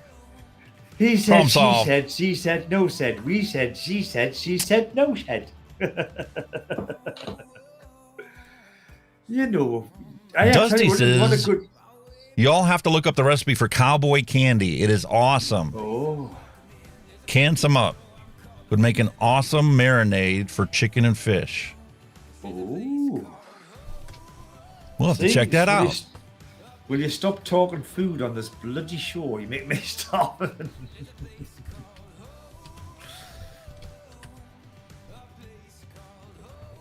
It's candied jalapenos. Oh, jalapenos. Candied jalapeno. How do you candied jalapenos? Add a sweet and spicy kick to just about anything. Ah. Candied jalapenos, also known as Cowboy Candy, are a fun condiment that will kick up the heat of so many of your favorite snacks, burgers, and cocktails. Made like a quick pickle with a good bit of sugar added to the brine. These spicy peppers are sweet, surprisingly versatile, and a great way to use up all of those jalapenos from your garden. Ooh. Thanks, Dusty. We'll have to check that out. Definitely. I'll have to have a look All at right, some of now, that. so for the answer to the question, Right, yep, you've made it. John had asked me about the label printer, right? Oh, yes. Ah, you were correct on that one, yes. There she is. That's my label printer. That right there, ladies and gentlemen, is the Brother PTD 600 PC connectable label printer with color display. I liked it because it's big enough that you can type it, the labels, like if you're downstairs, you know, trying to label some stuff in the kitchen cabinet or something like that, or in your parts bin in the garage. You can just take this outside and use it. But doing it for DIY, I love it because I have a Bluetooth, I have a connection, a cable here, USB cable, that runs off of that software that's right here that came free with this thing. So when I go to print out a label, like for this week, I just open up, go to my 60 milliliter.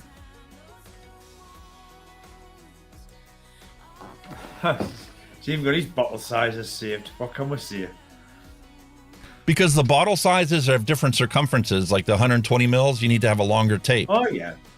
Versus a 60 model or a 30 mil bottle, they're shorter circumference. So all I do is I have this thing already saved and it's ready to go. And all I got to do, since I'm tabbing back and forth, is go to the recipe. Copy.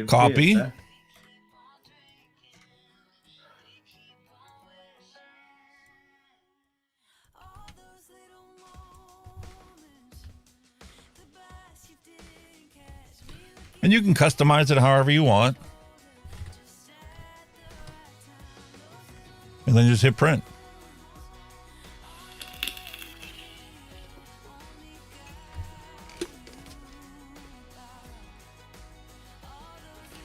I mean, technically, you could probably do it on your normal printer, but it wouldn't be the actual label paper, so to speak. And all this is, it's a black and white printer that laminates the paper after it prints it. Yeah. And it's self-adhesive on the back. And you don't need to buy Brother tape to make this work.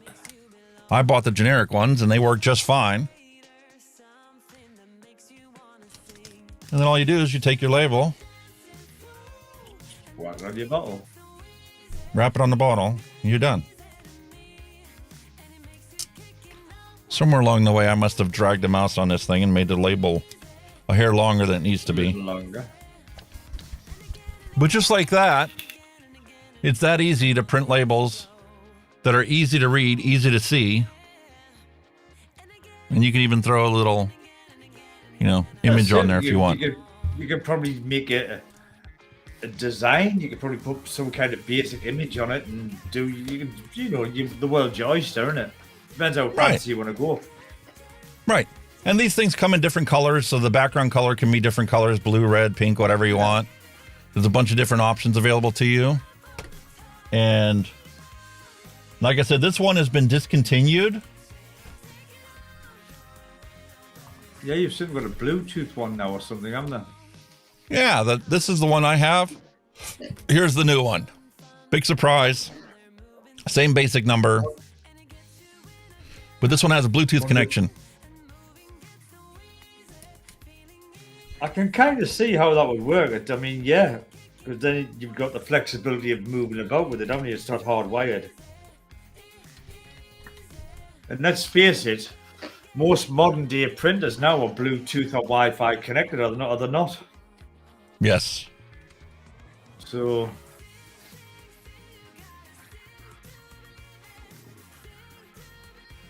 what about the label paper? Where do you buy the labels for it? Do they have right there on Amazon. Labels? Get them on Amazon, yeah. Amazon. Here's a 3-pack for $10. There's a case for your label maker.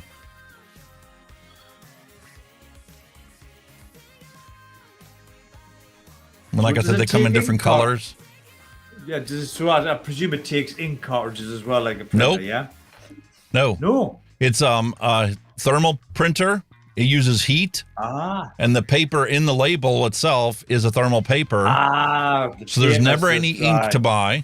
All you got to do is buy these cartridges. The magic's in the paper, so to speak. Yep, magic's in the paper.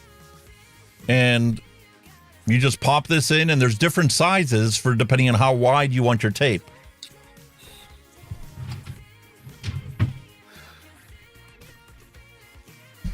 That's pretty cool. It's a nice. So like I've got narrow tape, I've got wide tape, and I mean, you can obviously, like, guys and girls, not just labels for vape juice. You know, you can label anything with them, I suppose. You know what I mean? and there's obviously cheaper ones available, but they don't connect to the software. Like there's handheld ones that you can have a little keyboard to type on and stuff. But you're going to be paying like 40 or 50 bucks for it. The tape costs the same because it's the same tape that goes in most of these ones. You only have like 2 or 3 sizes of tape. Or you can go a different route. You can go something like this.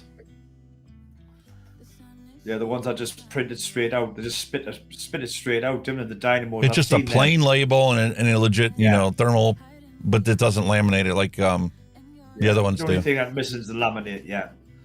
Yeah. But it's obviously going to be cheaper to operate. Well, without a doubt. But that's all there is to it. And it's so simple because now that I've done this here and I realize, oh, this is too long, I can go back in and cut this back because I took off of a 1/2 inch, so I'll make it 3 1/4 inches long and then just save this. Job done.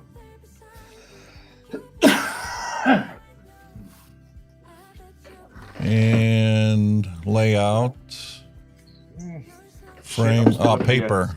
You can put all kinds of fancy stuff on there, and borders, all that kind of stuff.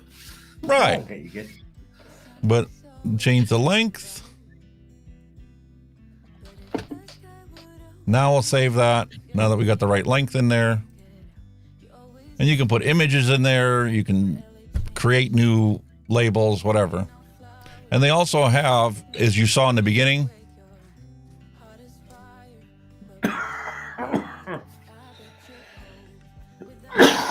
excuse me. They have templates for different things. Whatever you want to label, you can get a template and start doing it that way. You want to label your USB cables or the cables that go to your computer so you remember how to plug them in and where they go.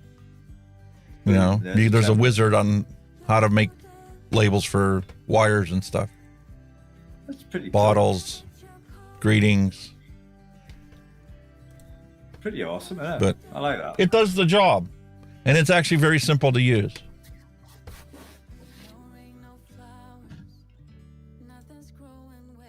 I like it. Very good. But there you go. I hope that's the insight for, is it John in the UK?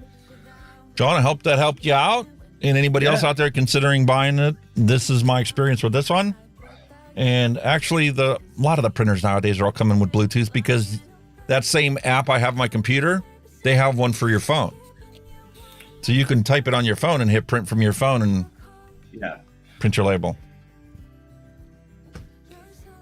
Or your tablet. But there we have it. Chocolate banana bread. William Dobson's just going old school where he's saying tape and a Sharpie work just as good. That they do. I'm on a pen. Or a pencil. But yeah, you know, exactly. I've done that before. Well, aye.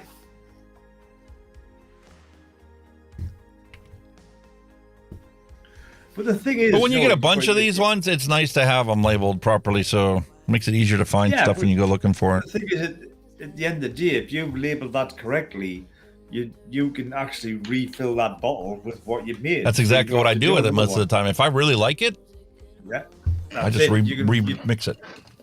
So you know that bottle is always going to be labeled correctly. You know, if you ever want to do a refill, which is brilliant. There you go. Look on here. You see how crinkled it is? Oh, yeah. I've remade this one 4 times already. Wow.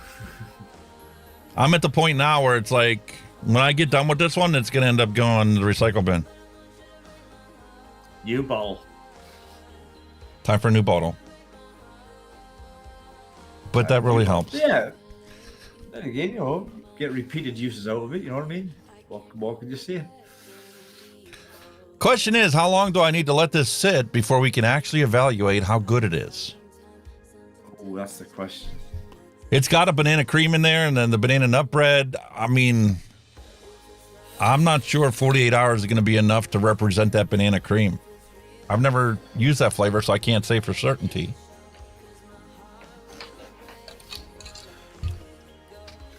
I know the Glamour chocolate doesn't get too close to a full profile for 48, 72 hours. You got 2 or 3 days wait there. So this is going to get put aside. We'll try it out next week. I would do that. Put it aside. Give it time to settle in. And then whack it out next week. But I do have our Apple Crumble V2. We did that last week. We worked on it, and I pulled out the brown sugar, and I pulled out all the extra fancy schmancy stuff.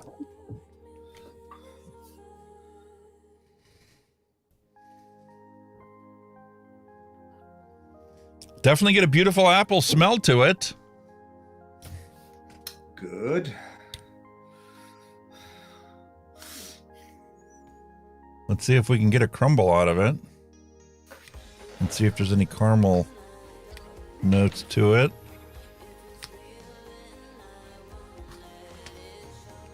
$60 is too much. 0.39. 45. Would be more than sufficient.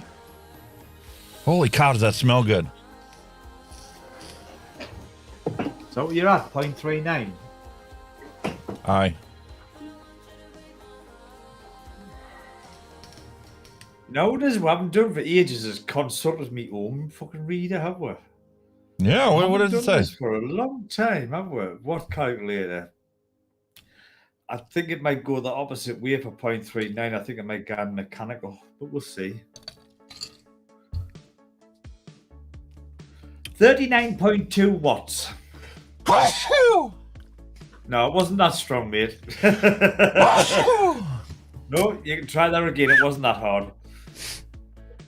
It's gone a cool vape 33.2, middle of the road is 39.2, and slightly warm is 45.2. Well, on the Arc Fox, we'll go to 40. There you go. That'd be far away. I don't think it'd be far away.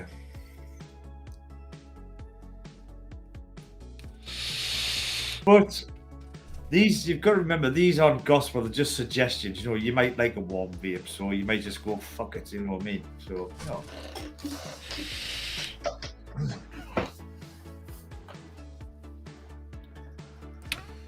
The apple in here is more an apple floral than it is like a crispy apple flavor.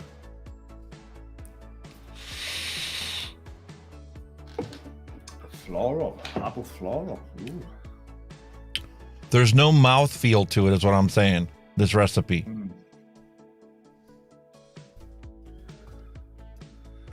You know how you vape it, you try and get like either a wet or a sweet sugary coating on your tongue or something like that.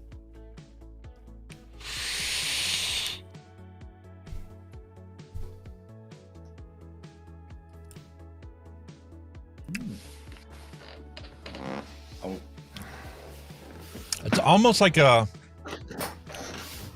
apple potpourri smell to it. Potpourri? Jesus. You know, like you take dried apple chips and you throw them into a little thing, and then it just sits there and fills the room with that odor. Potpourri. I've never vaped a potpourri.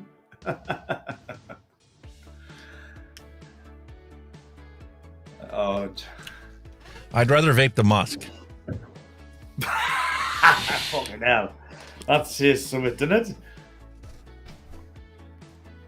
Maybe you should add some musk to it. No, maybe I need to take out that apple butter. I've never had a good experience with the apple butter. Yeah, the apple. Aye. What's the percentage of that? Point what? 0.25. It's just an accent. It's supposed to, help with the creamy aspect of this apple. Give you more of a baked.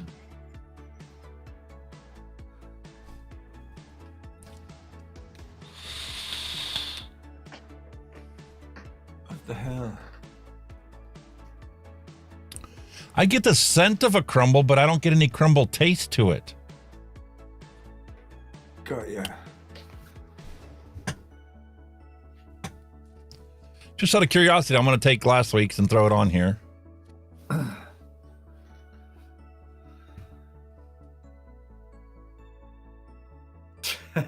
Mix and match time.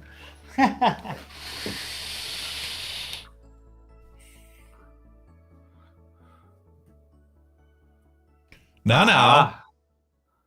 He's having a eureka moment. He's got a eureka moment. 2 drops of that and 2 drops of that.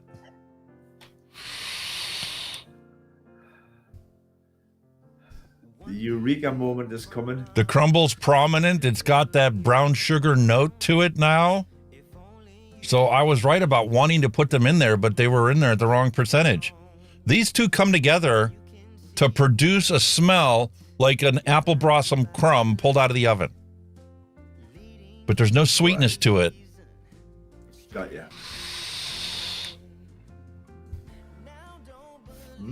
That's a... And it's no longer a potpourri smell to it. It legit tastes like a baked apple. Wow. So basically the recipe does need a bit of adjustment, shall we say. And this is the point of it. When you just throw shit together based on what the name is, it can be very difficult to come up with a recipe for what you want it to be. Yeah.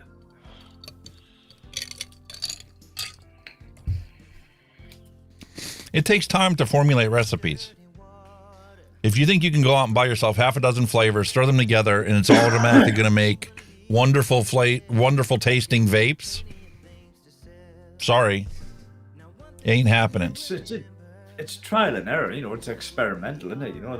That's how these guys come up with this stuff. They'll probably, before they get into a nice flavor, they've probably mixed it hundreds of times with different quantities and whatever and thought that tastes shit. You know what I mean? And this isn't unique to just DIY e-liquid mixing. No. The guy that decided to make WD-40, you know how he ended up with that name, right? Well, he didn't taste it.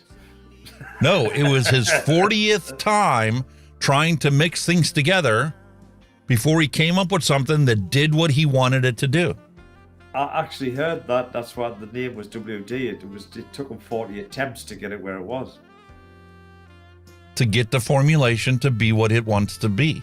To displace the water, because that was the design of it, a water displacement fluid that isn't just oil. Something nice and thin that acts as a penetrating oil and coats things. It takes time. And like you say, it's a penetrating oil, freeze rusty shit and all that.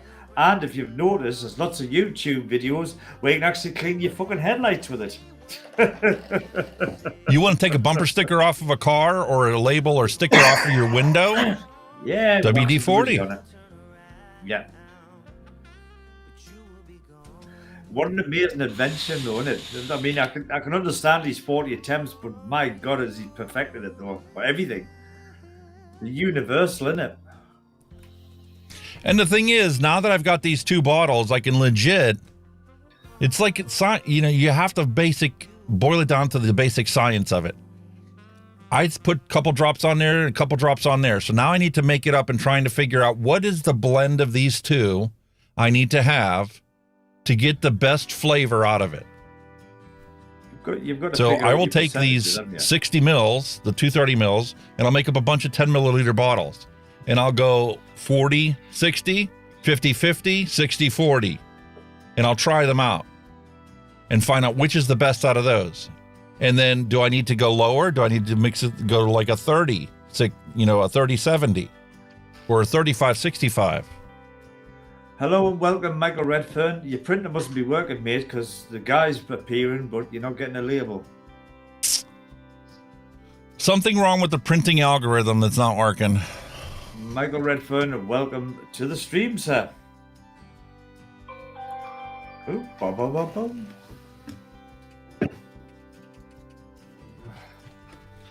Printer's working, which is kind of expected. SpeakerBot or StreamerBot just came out with a new one. They changed a bunch of stuff in the way things are working. So I need to go back in and make sure that the printer sub menu works.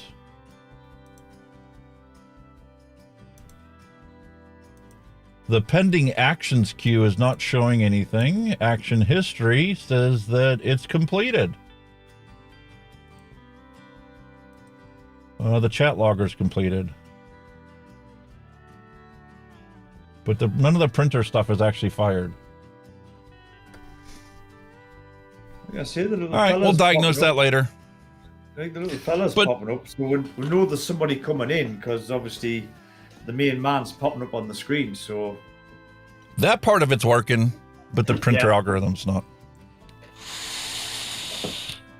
Hey, you know what it is, guys and girls, right? It's always the same, right? We get the stream running spot on, the printers, everything working, and then it's like Alex said before, all the updates come in that just hides everything into fucking turmoil. Yep. But that's the process of development. Works for computers, works for making your own e-liquid. You got to play with it, find something that works for you, and eventually you'll develop something. But if anybody tells you that they just threw shit together and it came up with a fantastic thing, no, it was sheer luck. Yeah. It's possible, but most of the time that kind of stuff is a lucky accident.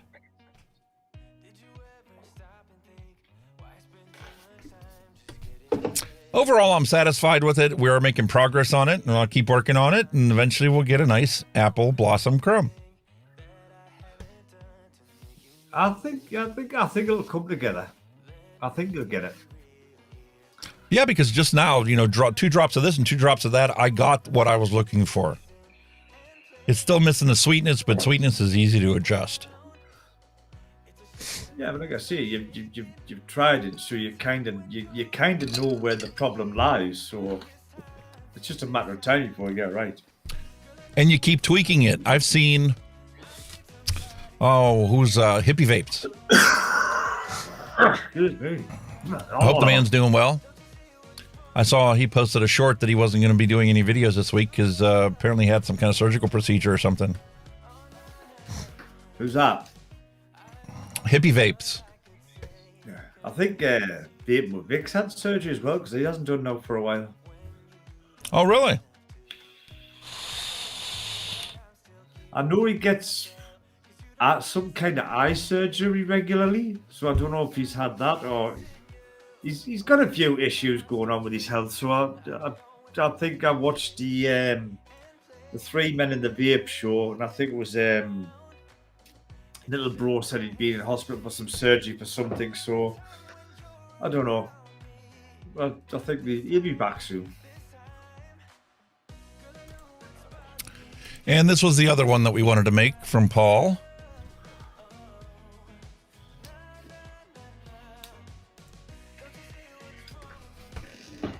All right. 70, 30, 6, 60 mils. We'll save that. And there's the next recipe to mix.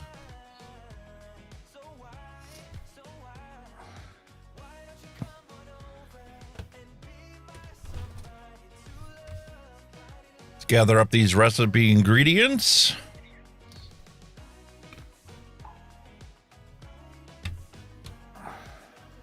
Wild blueberry flavor. Citrus punch. WS23. Is this part of the new ingredients that you bought? Yeah, the new flavors. Yes. Key lime. Key lime. I'm not a fan of that. Ugh. Oh, I love key lime pie.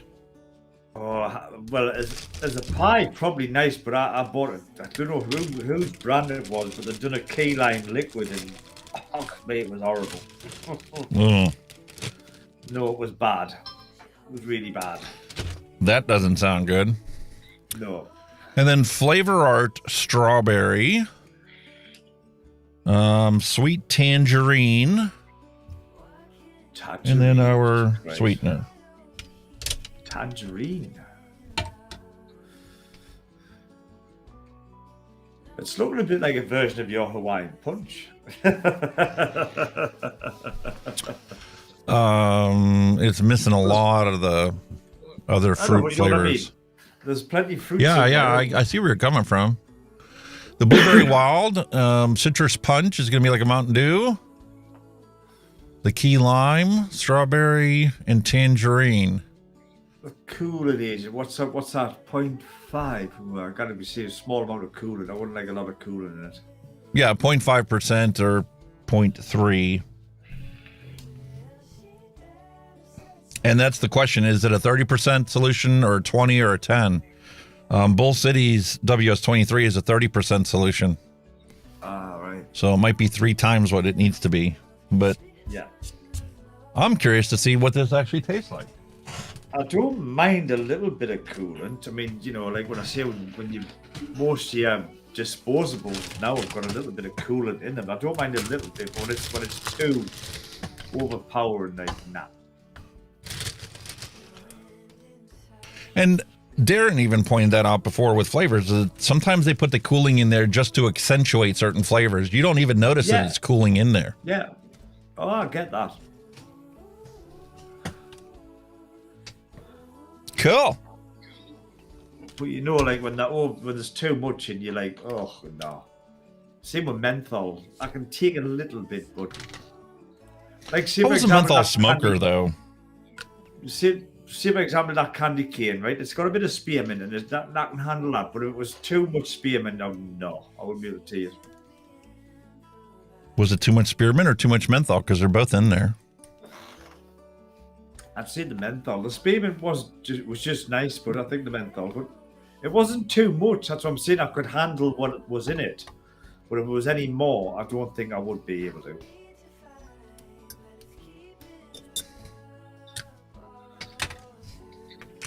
I mean, some people put that much coolant in to actually get brain freeze of it. Can you believe that?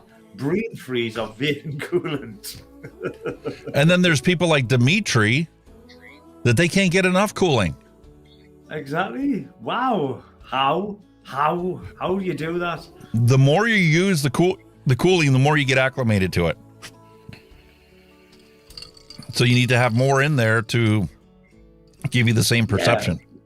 It's weird because like they give you like some people like the hot vapes, you know, like fucking out with the Batman, you know what I mean? The temperatures that man vapes, I'm surprised he's got any lungs left. You know what I mean? He looks hi. What is vapes? Say vapes. I think there's the Australian who's on thingy show Birdman 69. He's another one that likes his hot vapes, isn't he? His high water stuff. Jesus Christ. Definitely a mech guy. Oh, he makes super low builds as well.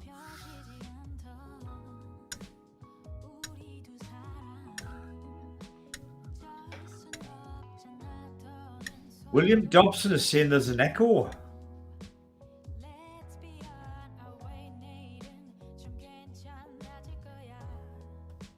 An echo? On whose side? My side, our side, or generally?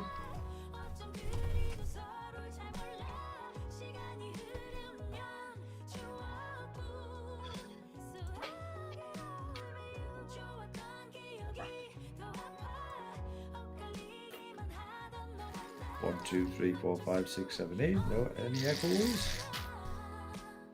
It should be completely isolated. Yeah.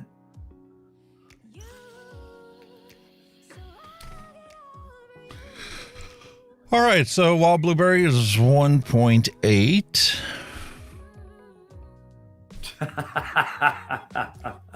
You're right there, Mallory. Mallory said Birdman will deplete a nuclear power plant. Jesus.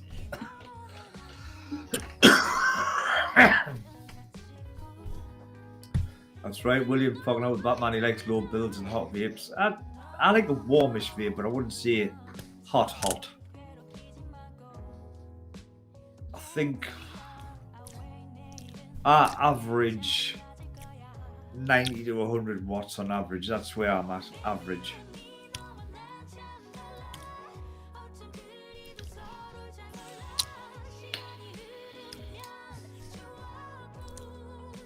I'm trying to determine, does this actually taste like Mountain Dew? I get the citrus punch, but it's not quite Mountain Dew. Ah. Who's that one? It could be, though. I mean, if you crank the sweetness up in it. Wow.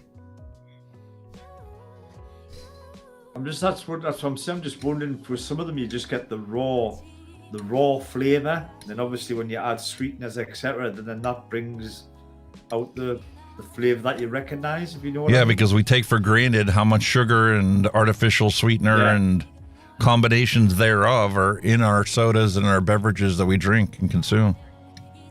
That's right.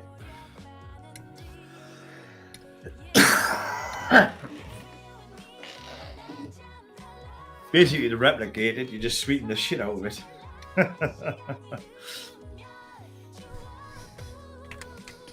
Well, that's just like sucralose that we use in super sweet is 600 times sweeter than sugar.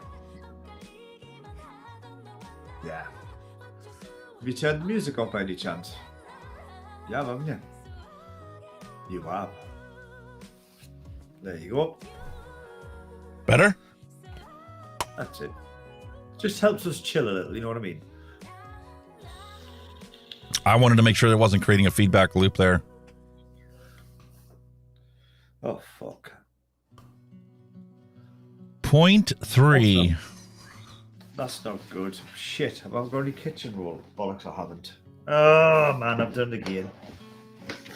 I have done the over dripping of the dripper, and it's just fucking pissed out. That's why you don't like squonks. Oh. Nah. I'm going to go with half the recommended WS23 just for now. Because once it's in there, I can't take it out. But if it's missing, whenever I go to vape it, I can always add it. It's like you said, depends on the concentrate of it, doesn't it? Yes. All right, that's the WS23. Now time for some key lime. Oh, God, I totally agree with that one, William. I'm going to highlight that one. I like this. I like this. Ooh. You do realize I do like this. What's that, matey? Where you can just tap on something and you highlight it. Hang on.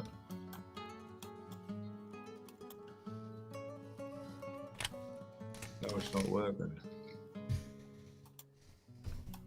William Dobson stated the day they took sugar out of dandelion and burdock is the day they screwed it. So true, mate.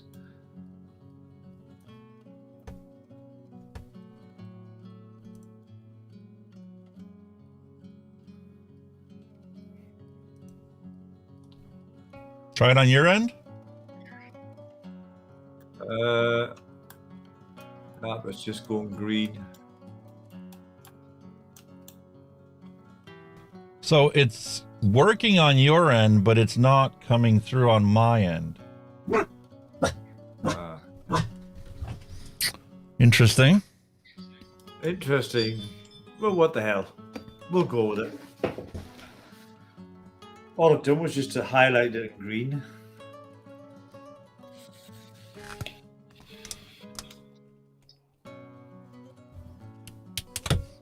That's technology for you. You either love it or hate it.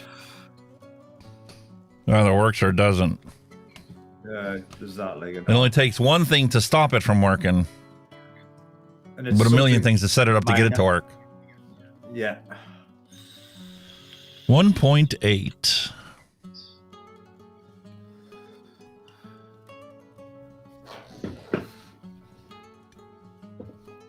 Remember, guys, what we said earlier on. If you want Alex to show any hand checks of what you're vaping on, get on over to his Facebook group, post your pictures.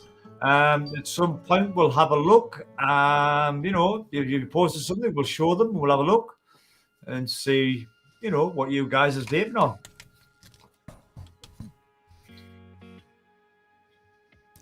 Sweet tangerine.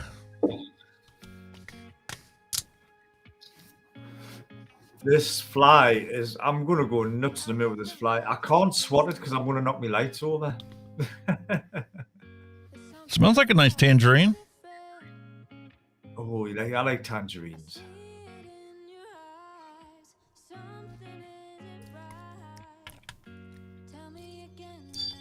Doesn't taste like a tangerine. At all. Oh, that's a bit of a downer. Just smells like it. All right.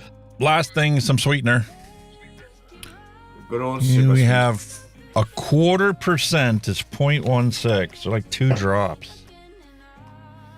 Holy shit. It's not a lot. That literally came out bang on 2 drops.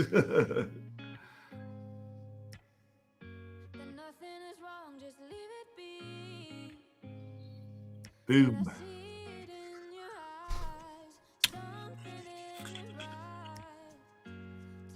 One more drop. Can I get to 1 without coming out with 2 or 3? All right. Okay.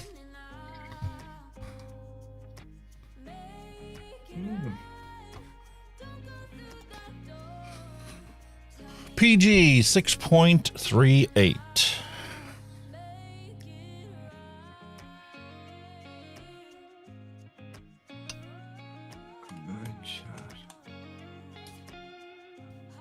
I was just wondering, you know.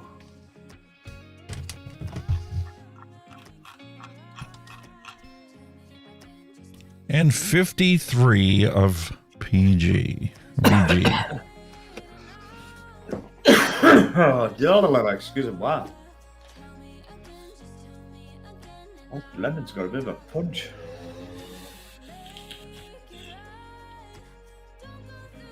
Lemon, what are you vaping on? This is the well, you know how I get to the when I always get to the near the bottom of every bottle, and then I'm just hiding a dripper. I'm vaping on loaded lemon bar. This stuff is absolute dynamite. It tastes like a lemon drizzled cake. That's exactly. And for a company, you know, for a you know, a normal company, or it's absolutely bang on. It's absolutely lovely. But it's loaded lemon bar, and it's really nice lemon drizzled cake. Any of you guys have you found them to be coil killers? Nope. Not in the dripper. Definitely not in the RDAs. Well, no, not in the dripper. By the time you get that much in your dripper, it's done. Give it its due. It tastes better in the dripper, obviously. You get more of that lemon. In tanks, I found that the loaded line tends to be not very friendly to your coils. Yeah, I get what you mean, but I think I get about the longest I've had was 3 days continuous on it. But my coils were manky. They weren't burnt out, they were just manky. They were just cake with cack. There we go, boys and girls. And now that I've corrected that label, actually ends like I would like it to. That's simple. Perfect, yes. Perfect.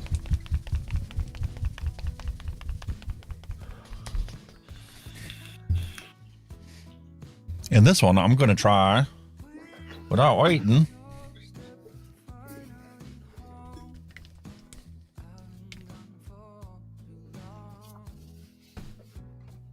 Hey, yeah, I mean, you can give it a bash and then after you've left it for a while, see what the improvements are or what the differences are.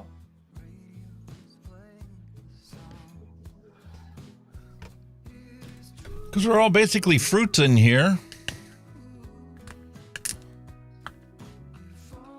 Fruits are pretty alright. All for shaking vapes is the creams and custards that you've got to stand, isn't it? Yeah.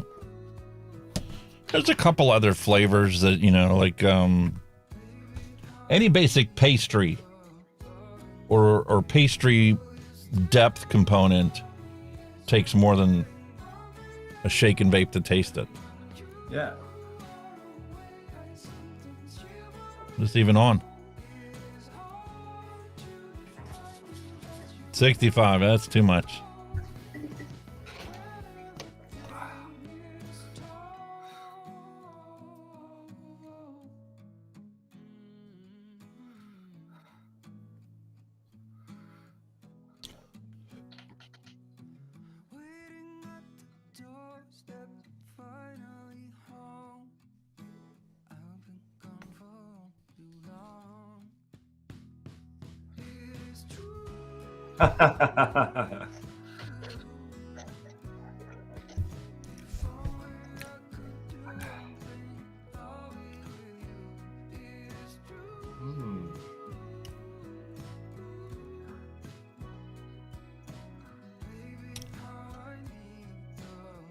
I like it when he's churning, you know, when he's thinking about it. I like when he's sitting there thinking, he's trying to dissect the flavors there, you know what I mean?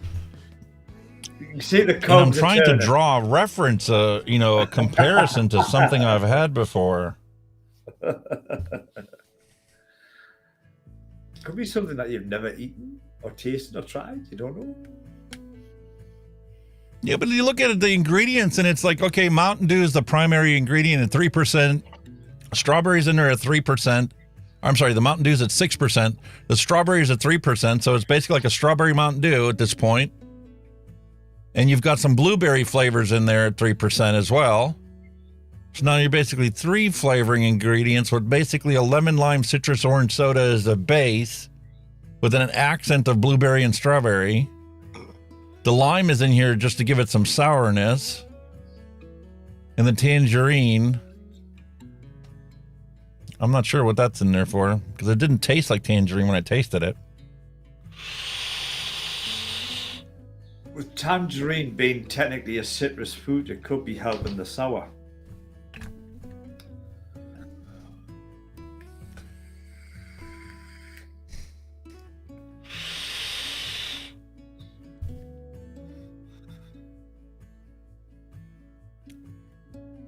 It's definitely got the cooling sensation. I'm glad I cut back on that. Yeah. And it's definitely a citrus blend. I'm not getting any of the strawberry or the blueberry out of it, though.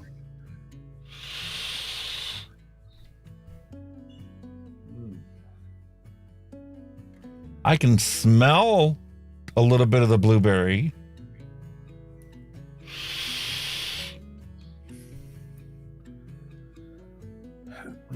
And it's definitely not a sweet juice. So for those of you out there that don't like really sweet juices, this would be a good one.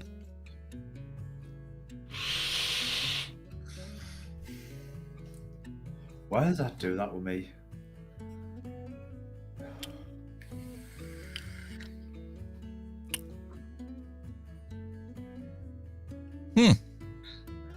You not get a runny nose when you exhale out your nose?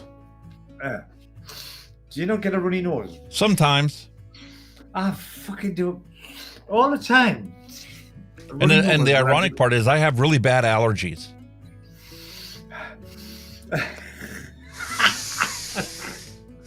Fucking hell. Really?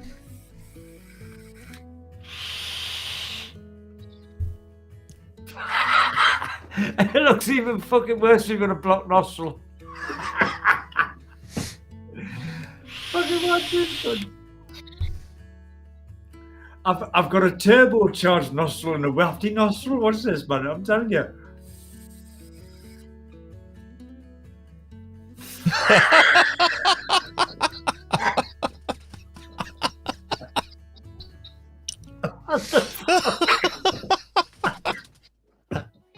What the hell? I don't feel blocked. Becca Nichols, hello and welcome to the stream. You're just watching me nostrils getting out of thick. What the hell?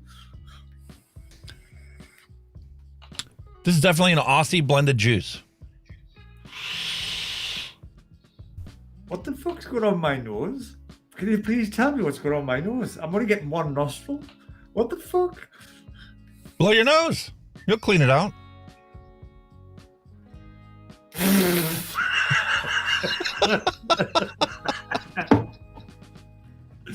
I'm not blocked. Fuck me, I've only got one tube going up my nose. No wonder I can't breathe. Fuck me. I like it. It's an interesting flavor combination, but it's not like, oh my God, I'm gonna die. I wouldn't die without, vaping this. It wouldn't be an all deer, so to speak. Well, I don't know.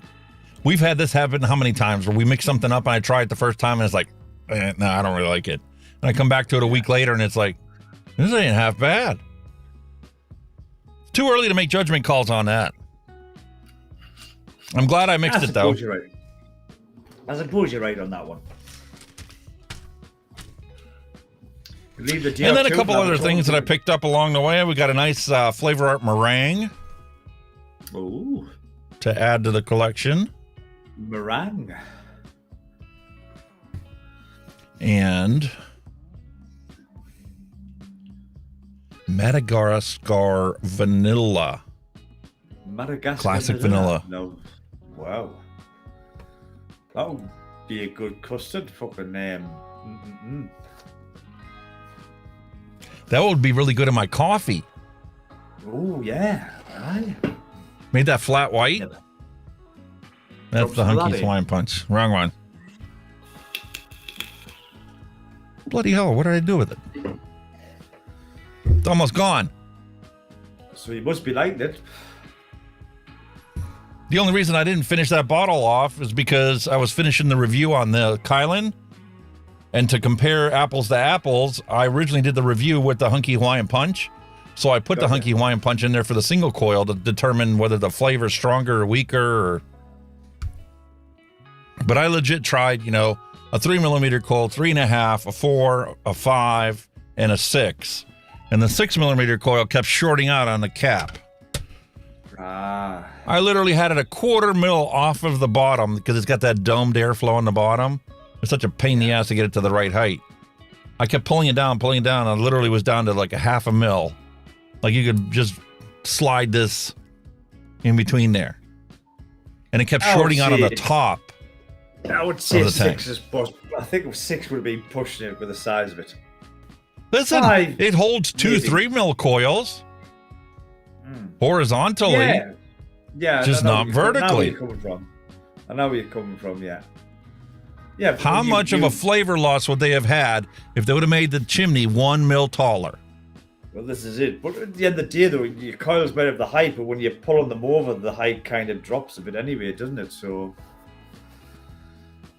Free Rider Vapor, hello and welcome to the stream. So the pop-up works, but the printer doesn't. Printer's not having it, mate. And my left, what's that? My left nostril doesn't work. So we're full of glitches tonight. I wonder if it's uploading to the Discord. Or did Windows change the name of my printer? That's so weird. That's so weird. No.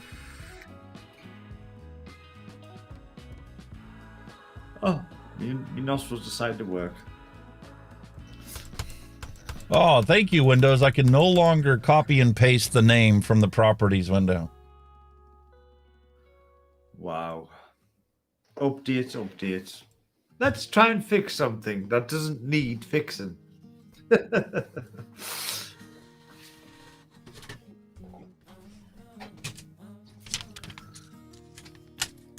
All right, it prints.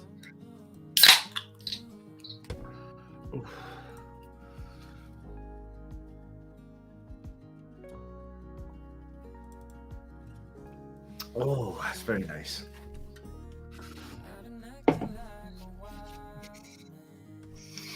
Ah.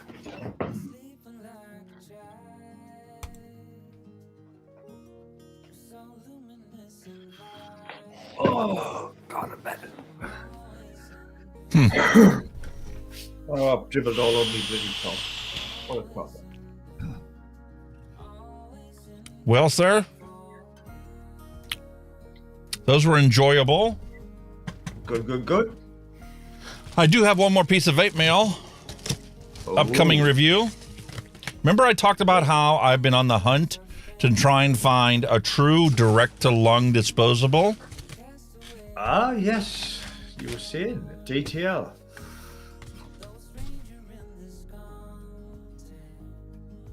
What have we got? There we go. What a ROBO 15. Not This is a blue raspberry and a grape ice. So I'm curious to find out, is this going to be a true direct to lung vape? It's got the mesh coil on the inside. We'll see how big the diameter is on it. It's got 15 mils of capacity, 850 milliamp hour battery, type C charging. So interesting. Very interested to find out about this one. And the company was nice enough to send me some smaller ones. Oh, so we'll see how they do. They're cute. And I like little cute little ones. This one's a blue raz and a strawberry watermelon. So the wife will definitely be happy. See, them are flavors that I strawberry would watermelon. Them's two flavors that I wouldn't really go out to get. Oh, I love blue raspberry. Blue raspberry cotton candy was my favorite for the longest time, so it's right up my alley. And the strawberry watermelon's going to work fantastic for her. I'll tell you a combination I like, just purely out of a drink, is strawberry and lime. Oh, it's a lovely combination. They do the Copperberg ciders in a strawberry and lime, and the two flavors go together lovely. Really? Yeah. Freerider Vapers asking, what are we all vaping on? Oh, well, that is a bit of a varied subject, my friend. We're vaping on anything and everything. I've still got the Kylan V3 with a single coil in there. It's a 5mm coil, 6 wrap. Using my standard wire I use for the Arbiter, which is a tricord 28 wrapped in 40.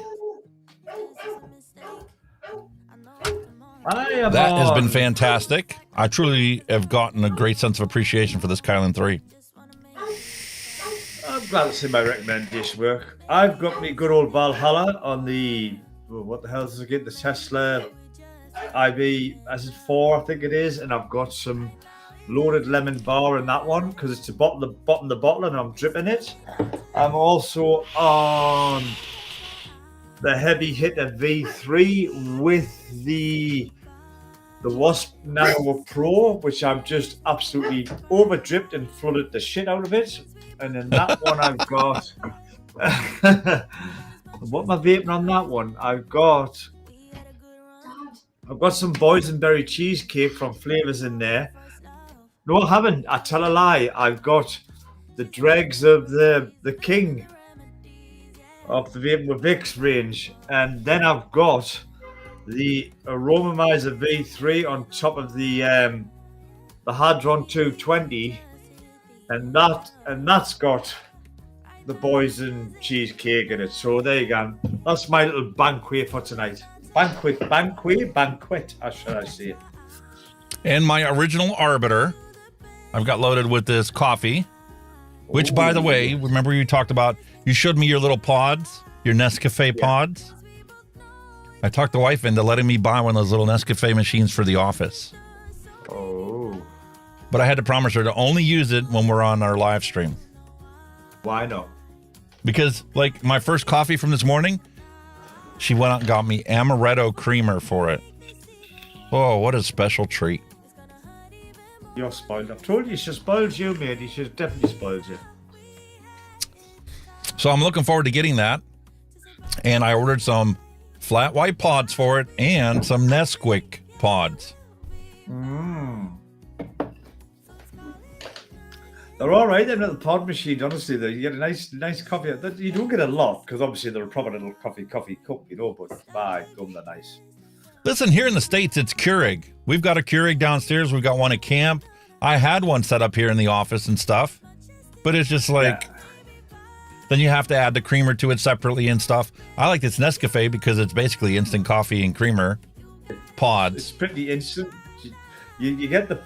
Normally, you sometimes when you buy the packs, you get 2 pods. And what you do, you put your coffee one in first. It'll do like, say, whatever, half a cup. Then you take it out, put your creamer one in, and then that adds, you know, it's instant. There's no fucking about, you know what I mean? It's brilliant, man. So for here in the office, that would be perfect.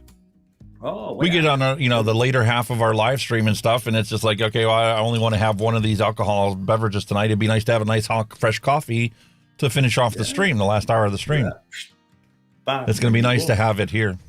So I happened to get one. It was an Amazon warehouse deal. Somebody bought it and sent it back. Got it for $42.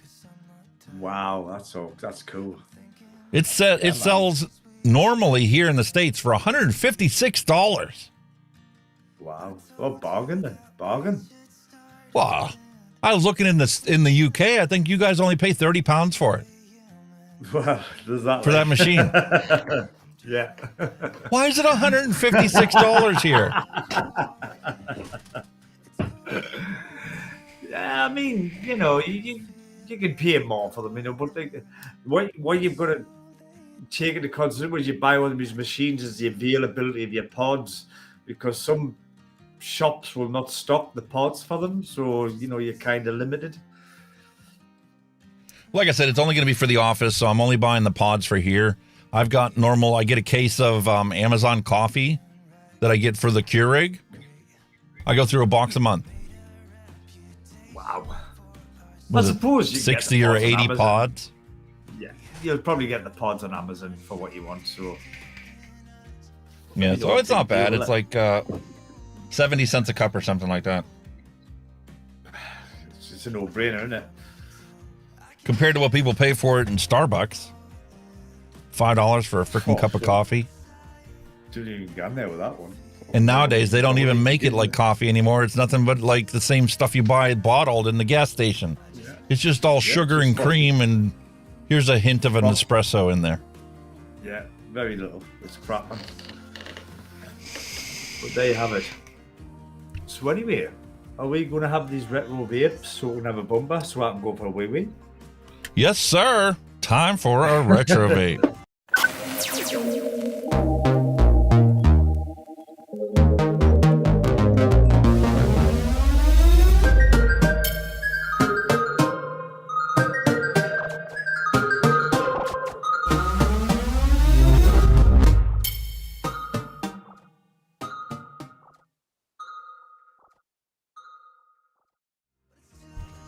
A long time ago, in a galaxy not so far away, we had Smock mass-producing a crap ton of mods and tanks with a new product released almost every single week. And then they wised up and said, we can't keep doing this forever. They slowed down, started focusing more on quality than quantity, and at one point they came out with this.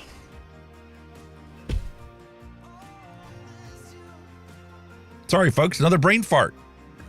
Don't know what I did with my knife.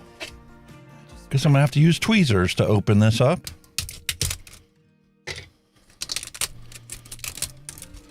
But in amongst my Vape Apocalypse purchases, I came across this lovely gem, and trying to appease the wife's taste for pink and purple devices, that's why she likes rainbow, I found this hot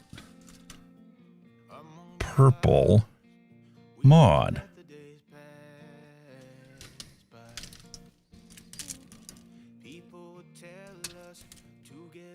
Wow. There's a little button on the top. Clicky button on the side. Dual 18650 batteries.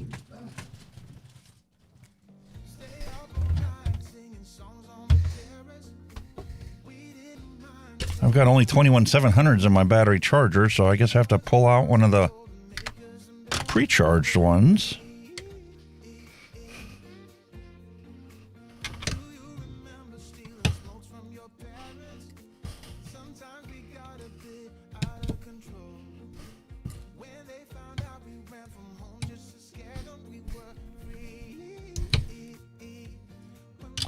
Magnetic attachment. 5 clicks to turn on.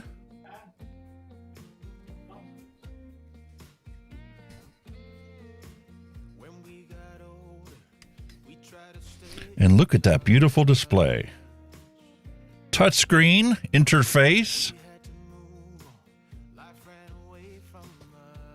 How high does it go? 230 watts on dual 18650 batteries. I'm not quite sure that's even possible. Nope. My apologies, boys and girls, but my daughter's just bought us a Burger King. I love Burger King. I'm going to sit and nibble on it if you don't mind. No worries. My modes. Puff counter. Max puffs. Already done 4. Whoa. Passcodes. Is it really work that the touchscreen? How is the Yes, it touchscreen is. feel? Is it accurate? It's very responsive. Is it? Purple layout on a purple mod.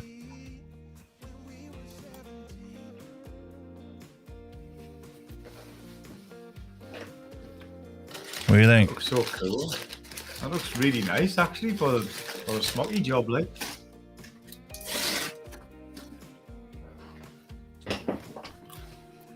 I don't know what I did with my Sigelli top 1. Ah, there she is.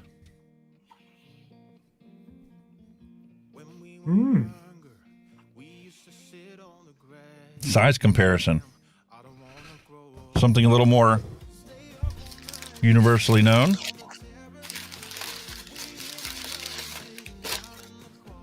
The Lost Vape, Centaurus, Squonk mod.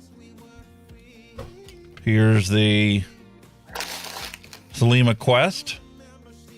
It's shorter than the Thelema Quest. It looks small and dingy, but it looks wide.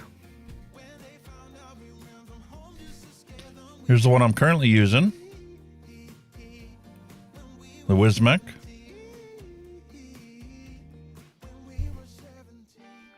Here's against the Arc Fox. So what's your max diameter RTE, RDE? Do you reckon you can get on there? I'd say 28, I would imagine.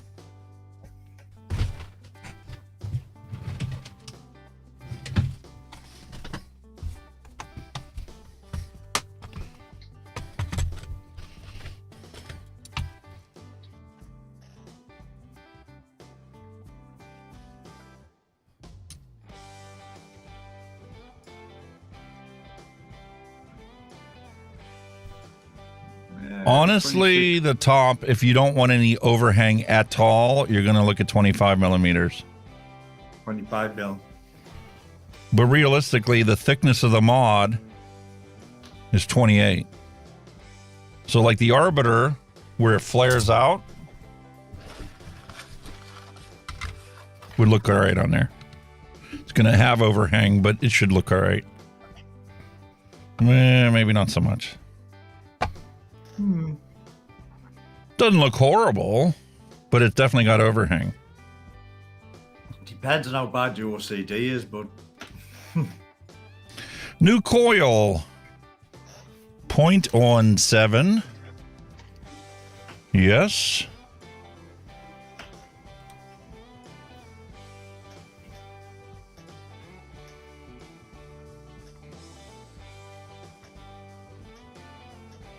And this button on the side just turns the display on and off. Like a stealth mode. 3 clicks to lock it. So it's no longer adjustable. We'll see how she vapes.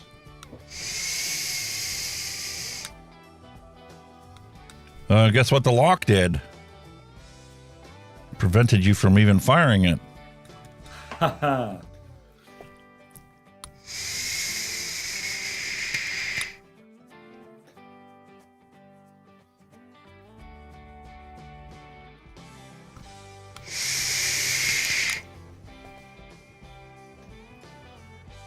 Very fast response time, and it feels like it's 65 watts, like it should be.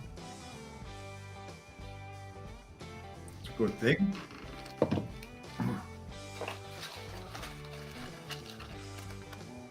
Okay. So it's locked in there now. That would be my big concern about a touchscreen, is, you know, accidentally changing your output settings. I think that's the same with them across the board, though, isn't it? Touchscreens.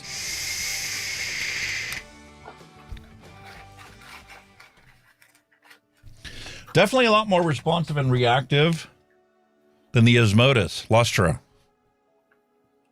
This one also had the your gesture. You should be able to like wave it past the menus. It wasn't just touchscreen. Got ya. Touchscreen was only part of the things, and then you had to like to scroll. It wasn't touch left and right. It was motion sensor. Ah, right. But it did have a nice fancy flashlight on the bottom.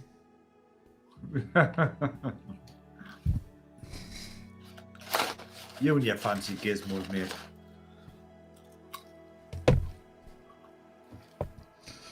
Aesthetically, this is probably the most stylish smock mod that I've got. It does look nice. I'll give them that. Looks really nice. Flashy. Bougie.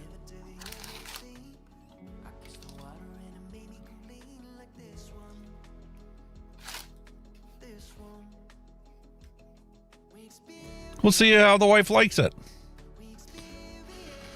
My concern with this is because it's touchscreen, when this falls, if you break this, you're fucked. Oh, yeah. Pretty much. That's the only problem with touchscreens. But it is supposed to be like a toughened screen on them anyway, isn't it? Apparently. It is, but you know yourself, all it takes is one little, you know,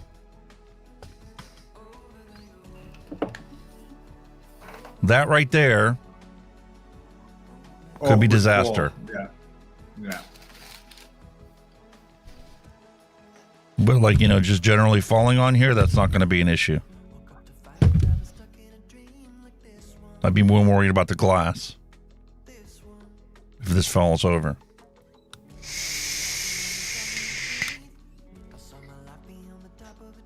She works great. Does what's said on the tin, basically. And then obviously inside the box, you've got a USB charging cable and the instruction packet. Some silica gel to keep the components dry. And that's all she wrote for the Smock g-priv V3. So let's take a look at this monster sub-ohm tank. Blitz sub-ohm tank. I'll tell you who Blitz are. You know the TVP, the Vaping Postman? Yes. He released a tank called the Fuck Pig. Blitz was the company that made it, I'm sure it was. Oh, really? I'm almost. See, I've never heard of this brand before I ordered this.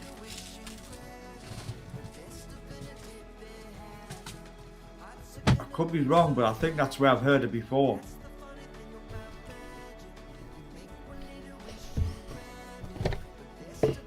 Wow. Wow. That's a nice looking setup, isn't it? Sure is. Bubble glass, coil.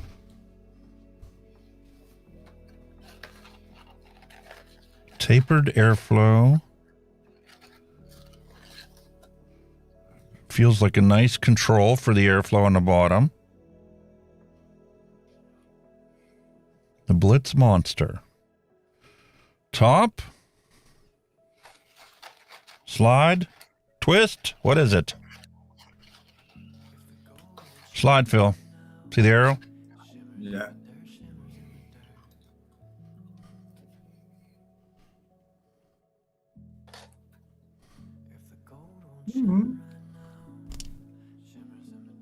Interesting how they chose to do a little notch out for that drip tip.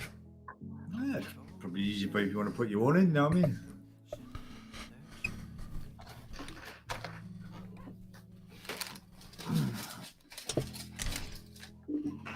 Look at that honking coil. Holy shit.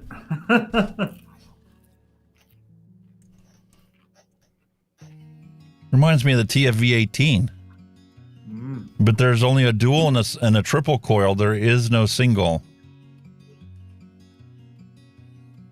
But it's got nice mesh inside there. What's the resistance? So it's nichrome, 0.2 ohms, 40 to 100, best 60 to 80. Wow. There's the juice port.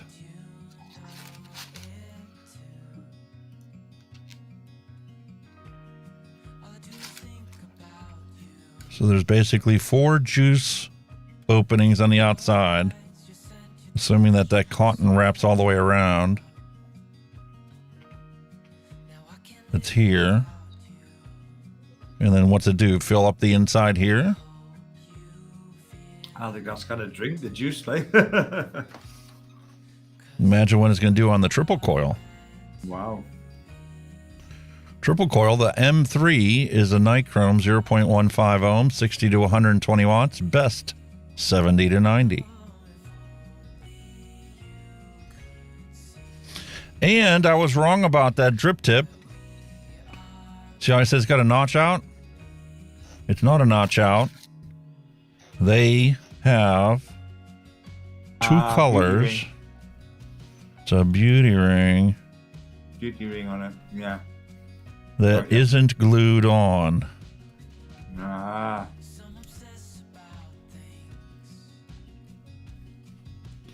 That actually does look better. Yeah.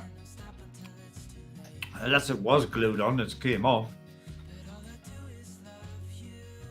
Or they forgot to glue it. Slide fill is very tight on this. That was the one problem with the Freemax tanks that had the slide top on it. Is the slide top, as soon as it got e-liquid on it, it was sloppy. And just, you know, even holding it crooked, it would slowly slide open. That's what I'm saying. They loosen right up once they got e-liquid in them, didn't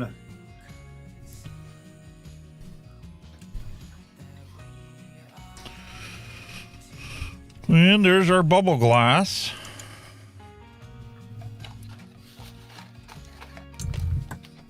As I drop the base. So what coil do you fancy? What coil do you fancy trying?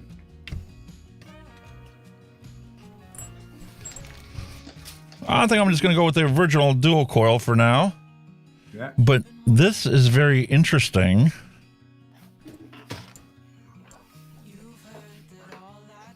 Your airflow. Ah, They give you interchangeable options. that's cool.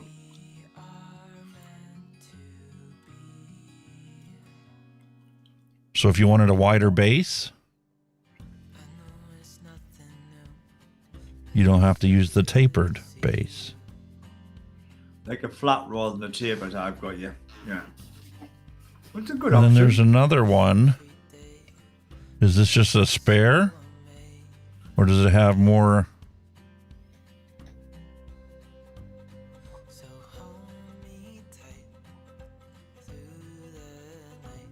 Seems like it's a spare, doesn't it? Or does it look slightly thicker? It looks like it's different taper. See how it's thinner on this one? Yeah. Than it is this one? That's right, yeah. And then the final thickness.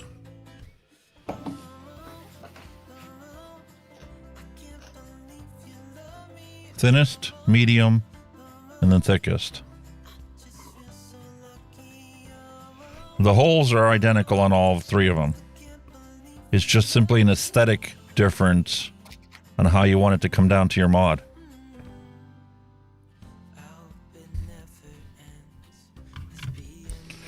So to demonstrate that, I would imagine with a bigger mod, you would probably put the thicker one on. the one that came with it is the skinniest one. That's the stock one. It's like a quarter turn attachment.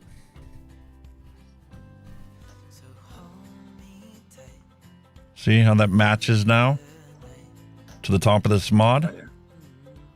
It's a good idea.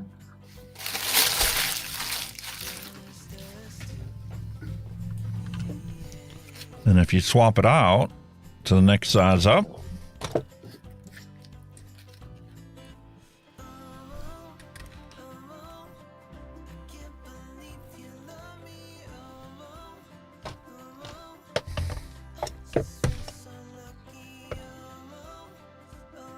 completely flush.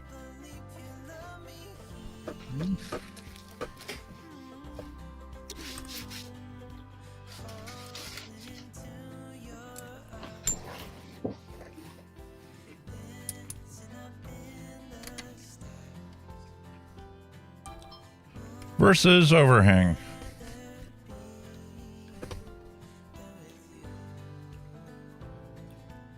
That's your more squared end, isn't it?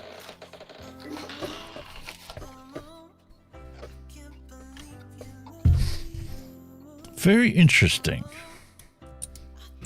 All right. Well, let's get some Hunky Hawaiian Punch. And we'll throw that on there.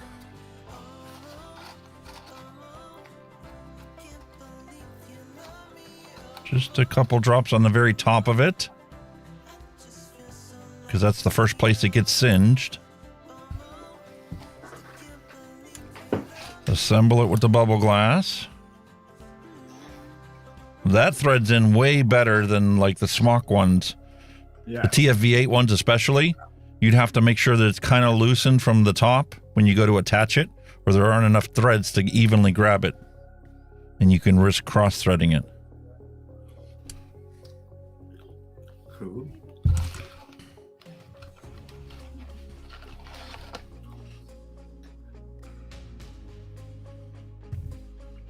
And how's it fit with the 120 ml bottle?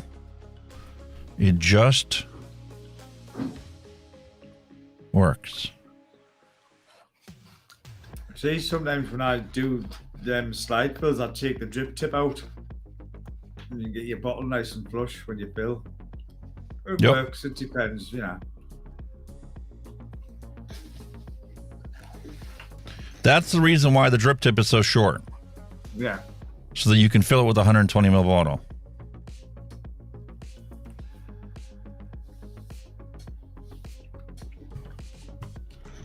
No, just wonder how she vapes. Looks okay. The coils look pretty half decent.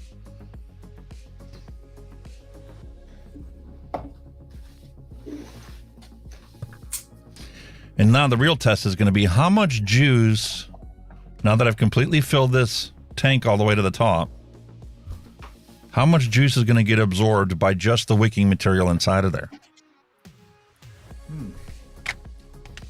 That's my question. Because we're going to have to wait a little bit before we... Yeah, let it soak in. Yes. So Becca Nichols is re-wicking and making a coil for her Flash e-vapor RDA.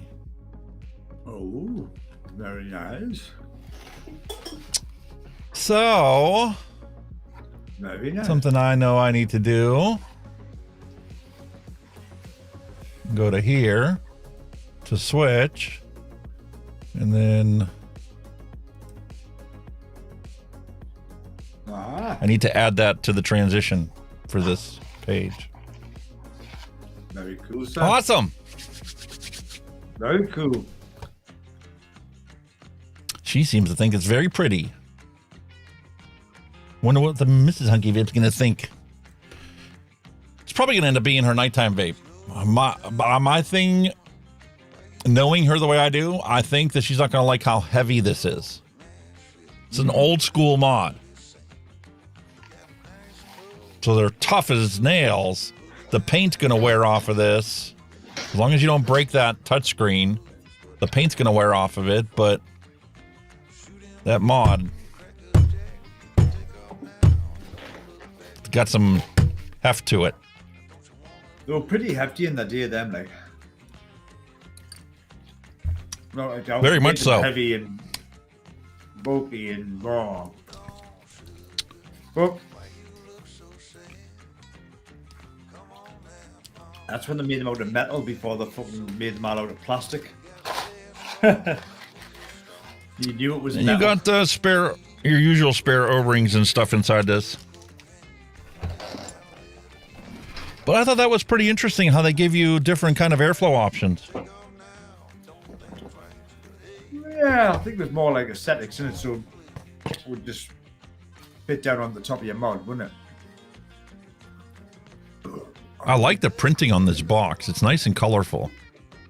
Nice, isn't it? Nice little box.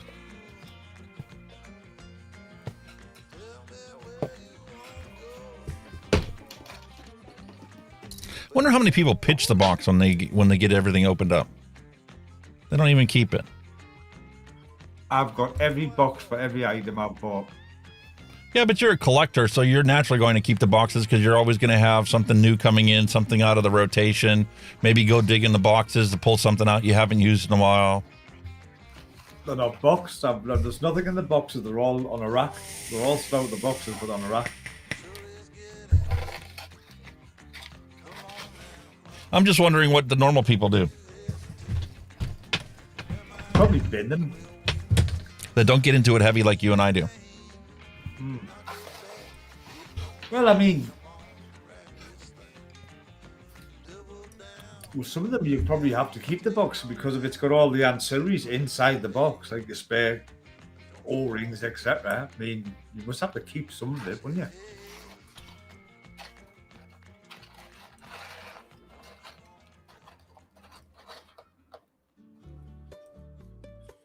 Yeah, and like I say, like Space Turtle said, if you want to resell, as you just popped in there, it goes better with the box.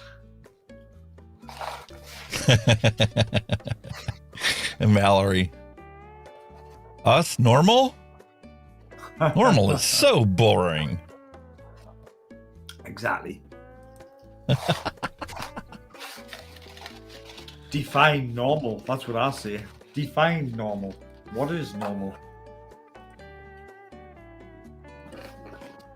Especially in this day and age.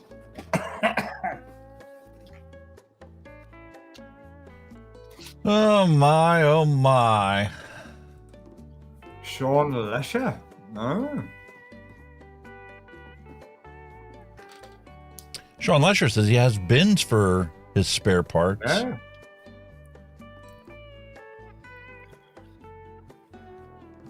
Yeah, I mean, you know, if you're a hobbyist, that you will have, but we're just thinking like the average Joe, you know, out of the buy it and going, oh, well, I don't need the box, and I'll bin it, you know what I mean? You don't know, do you?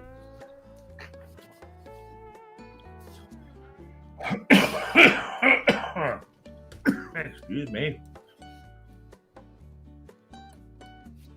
Normal. Define normal. So that's interesting.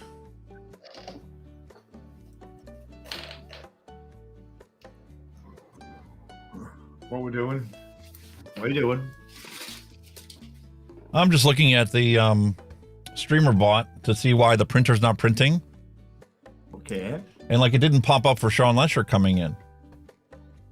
I'm gonna need to reach out to Nate because I think the YouTube triggers are not working.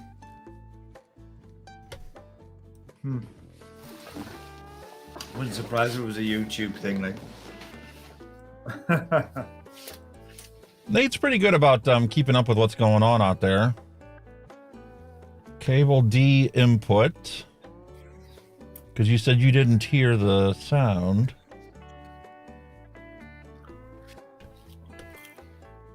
I think this is a fake. I don't think this is real. Do you hear that, Kenny? All right. Yeah.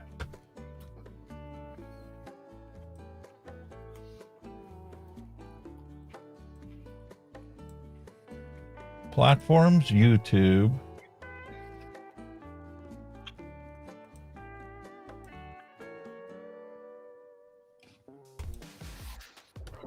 Reset the cache, see if it works.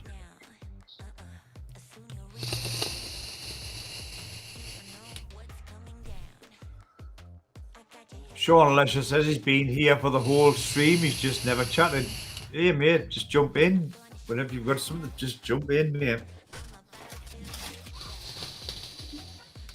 Wow. So this mod's rating it at a 0.17. I got it set at 65 watts like I had for the Arbiter. And unfortunately, bad news. Oh, no. That baby leaking. Oh, that's not good. It was gurgling. I'm like, oh, well, maybe, you know, I put too much liquid on it when I was priming it, and that contributed to it. But apparently, she's got a leaking issue. Oh, that's not good.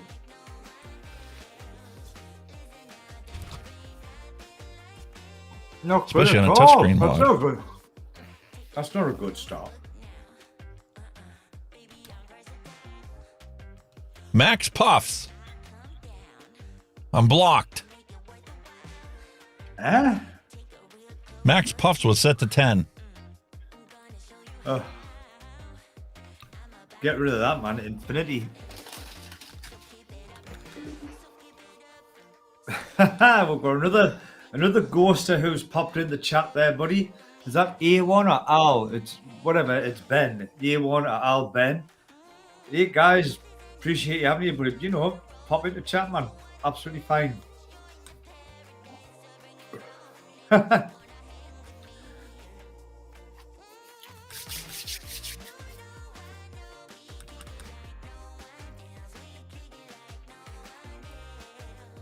All right, so now we got the issue of how do we unlock this thing?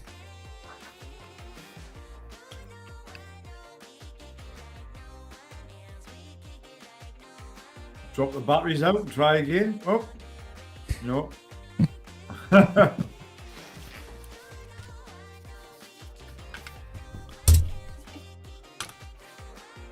Drop the battery out, go into settings and just put the puffs unlimited or whatever. Yeah. That's weird. That's weird. Setting your number of puffs and then it locks you out. What the fuck's all that about?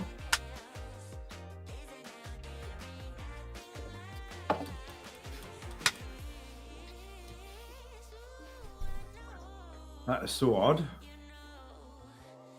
I don't like that feature. I'll be honest with you, I don't like that feature at all.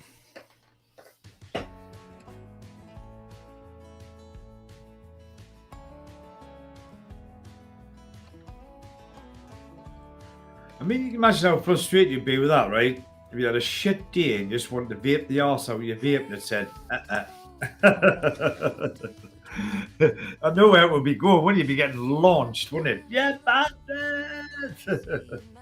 9,999 puffs. That's what you want.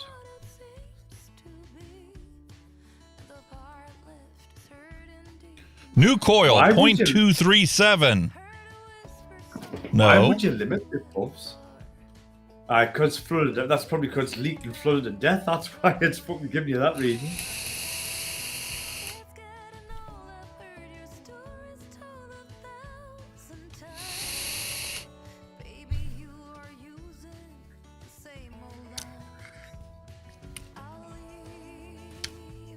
It's a little flat on flavor.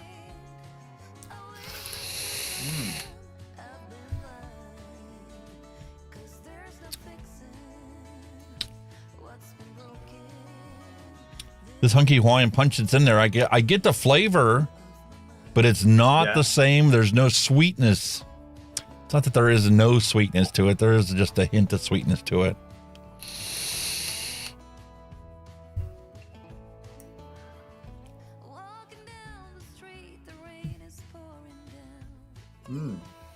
How did I lose the Kylan V3?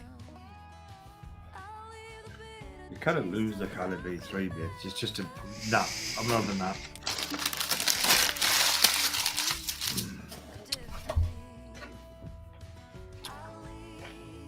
I legit lost it.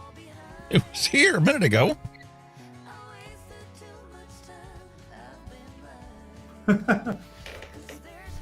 What the fuck?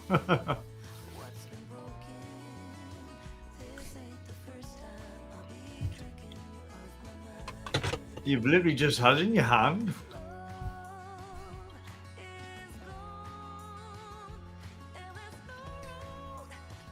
It fell over.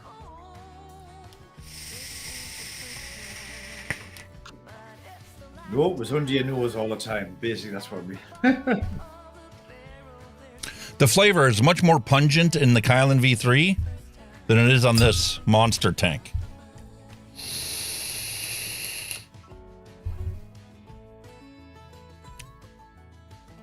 On the monster tank, it's got a lot less sweetness. It's not as bright. It's a much flatter flavor.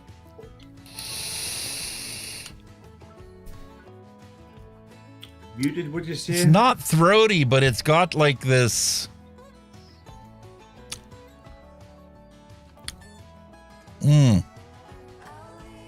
And it's not even like an off taste or a flavor.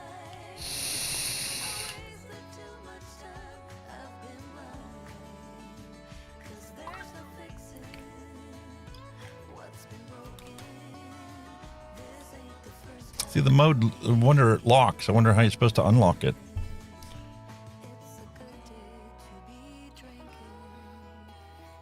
Maybe the tank needs a bit of break-in time, like most for bums, you know, you didn't know. Yeah, from back in the day.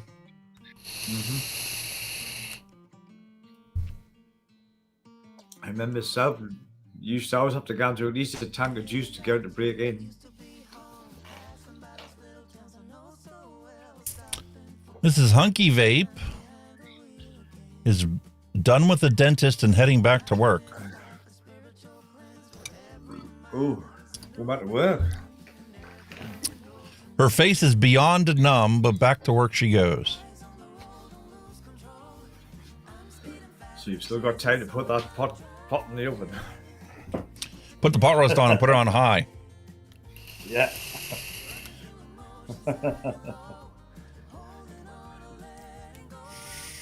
That was quite nice. A nice pot roast. Oh, be the wise about. Holy cow!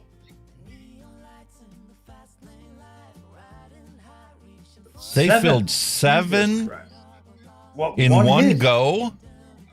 Oh my God, she's brave. And still has 3 to go. Oh no. Oh, I feel the pain. Oh, I'm sorry, baby. She's gonna be eating fucking one pot with the pain she's gonna be feeling when it wears off, I'll tell you. Jesus. Oh. So this monster sub-ohm tank is kind of lackluster. We've already had leakage out of it. And it's going to have to take a tank to break it in, kind of like the old school coils and tanks were.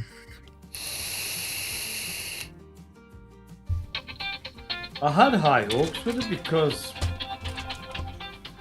the FP was okay. Hey. They built them all in front. It's just talking with a numb gum. I can tell your face is numb too.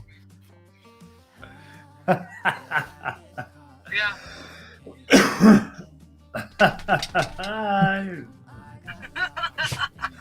Oh, you poor Ben. I'm going back to work. You sure about that? Yeah. Yeah, Can't really hey, vape, but, kudos. Yeah, I'm doing the work. I think everybody wants to see how you're trying to vape. Okay.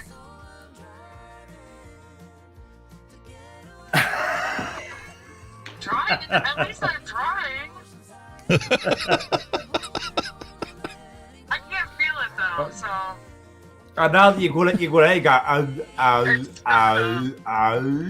That's how Kenny says that's how you're supposed to do it. Yeah, ow.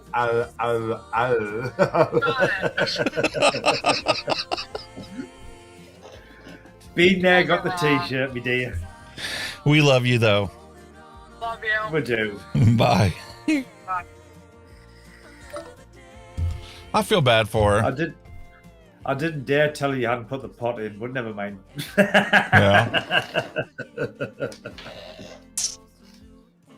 Oh, bless her. Oh, dentist, man. I hate them with a vengeance. You know, you come up feeling like shit, don't you? You know what I mean? Supposed to go and get things done, you come up for crap. All right, so why is it not working?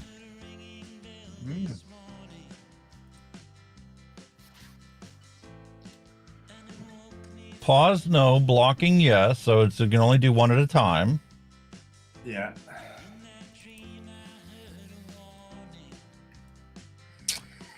Wow. Got a few gizmos in the night, haven't we? A few glitchies.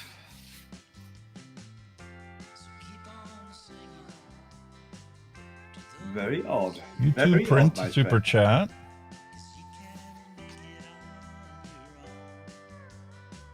I think everything's running pretty smooth on YouTube. I think it's still streaming okay on there. It's just my interface with YouTube that's not working right. Yeah. You know what? I need to go in and check. I need to check the firewall because now that it's a new version, it might be a new piece of software, and I might need to create a exception for it.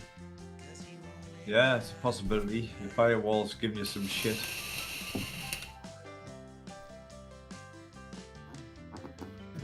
There's nothing. It's not like it's horrible. It's just, it's not like modern tanks. The modern tanks, the first coil you put in it, just beautiful flavor right off the bat.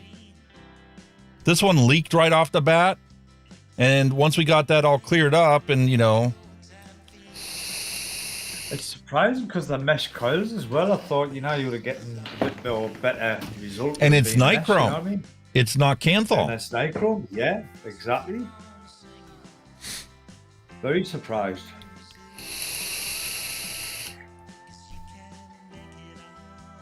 The airflow is buttery smooth though. They nailed it because of that honeycomb on the bottom there, and then running it through those individual little coils.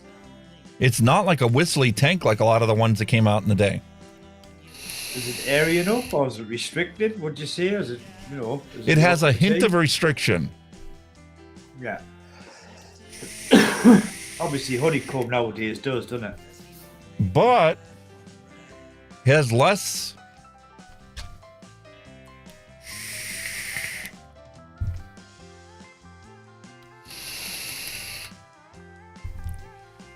A hair less restriction than the Kylan V3. Yeah. And that's with a single coil, which means that there's actually space between the honeycomb and the coil itself. The one thing I do not care for in this Kylan, and this is the reason why I couldn't say it's the best RTA ever, is when I got the Arbiter, I set that thing up, had no problems, no issues with it. Wicking, everything was fantastic on it. And it was a good month before I had to pull the cotton, dry burn it, and clean it. This one's only been a week. Look at that coil. How grunged up it is. Yeah. I can kind of see. That because, could use some new cotton. But it's got kind of big juice flow intakes as well. So I mean, It's got enough juice to keep up with this massive coil in there. Never had a dry hit from it, knock on wood. Not like I did with a 6-ohm coil when I was shorting out against the top. Wait, you get your hands on that, Osiris. That's all I want to see it. Yeah, where do you do that one, mate? That's coming up for review, the Osiris. And then we have the Blaze RTA and the Blaze Solo. I think you'll be well impressed. I'm sure I've got the Blaze, but I think that's kind of up there with what you've got. I mean, and this is the way to do it. It is better for you to release 2 different tanks, one for single coils, one for dual coils, than it is to try and cover everybody with one device. Because it's not going to do either perfectly. Don't get me wrong, I love the Kylan 3, but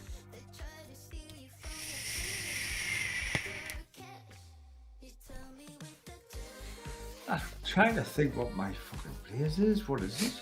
Is it the Blaze? I'll have to have a look up the stream to see, but I'm gonna have to dig it out.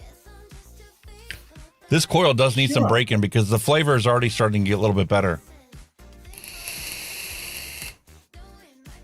See if a tank, maybe it's 2 tanks of juice and you'd be bang on form, I'm guarantee it.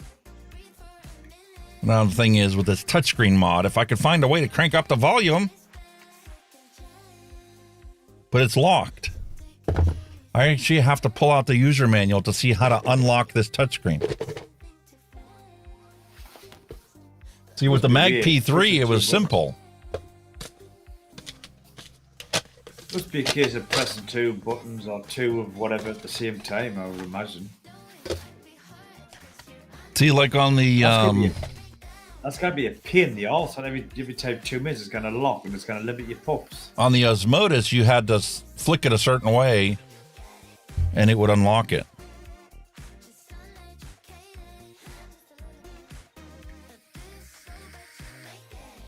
Fast press the fire key 3 times to lock your device. No adjustments can be made, nor can the device be fired in this state. I figured that part out.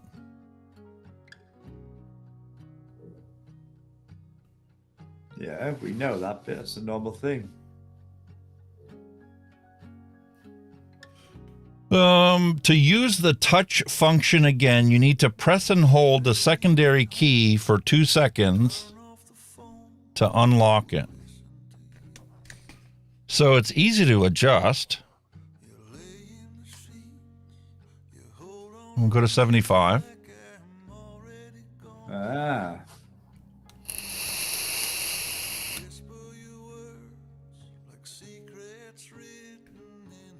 And now it's locked again, just by firing it. What's that coil rate that you've got in? 60 to 90. Was best, yeah, 60 to 80, I think. Maybe because it wasn't hot enough, perhaps. I don't know. 75 watts does give it a lot more flavor. Yeah. And it's starting to get warmer.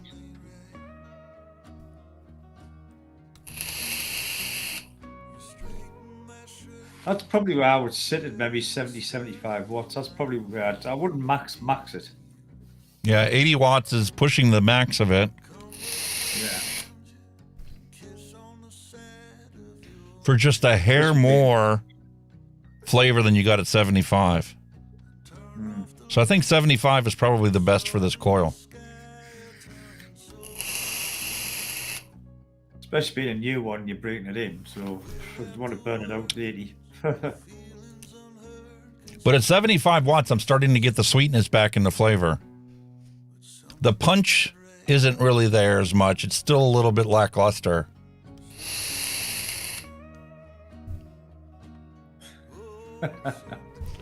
But I mean, when did this thing come out? Ooh, what was that? Blitz Monstor.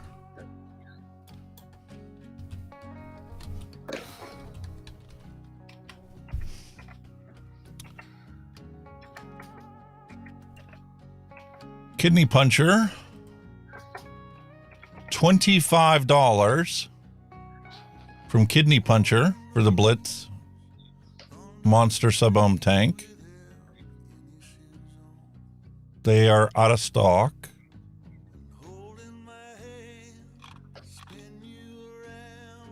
And let's see, Little Bro Vapes did a review on it in 2019, and Mr. Just Right did a review on it in 2019. August. 2019. Yeah, it's not too bad. The 2019. For 2019, that was pretty good. I would imagine. What, 4 years old? 4 years old? Oh, it will be 4 years old. I think there was like a lot of sub-ohm stuff coming out around about then, and you know, by the time you broke it in and that's when you realised how good or bad it was. Vaping Sheep is the website I go to try and find out, you know, what was the clearance price on it whenever they were discontinuing it. $15.92 for a sub-ohm tank. Available? Can you still buy it? I'm just wondering. Well, let's take a look at a couple different sites. Vape Sourcing is no longer in stock. Oh, Source More. Okay, we'll have a look. Out of stock. Desync click.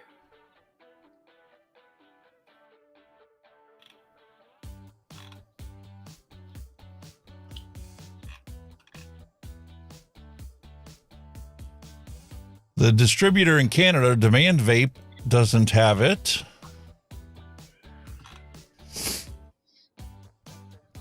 Let's take a look at Chinese shops. 2F Vape and 3F Vape. They don't even have the webpage for it anymore. So I've seen the coils are still about.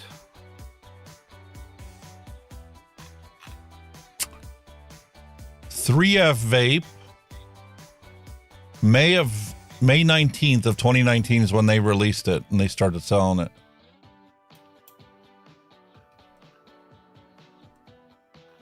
Nothing much on it at the moment. And ironically, I had to log in from my Hungarian Facebook account to even see it. It's blocked in the United States. Surprise, surprise, eh? Legion of Vapors has coils for it. I've seen coils, yeah. £8.99.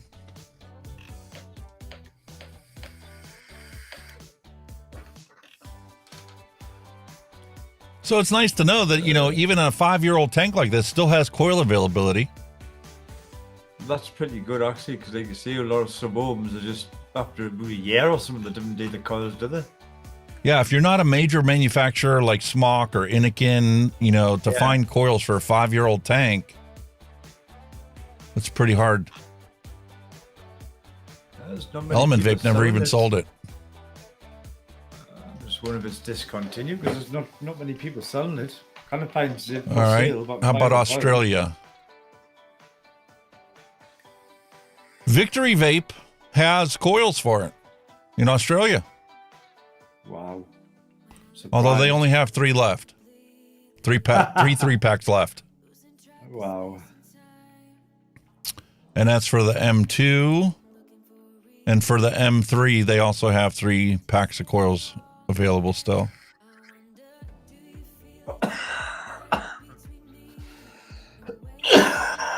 Very interesting. It is. Little piece of history for you guys.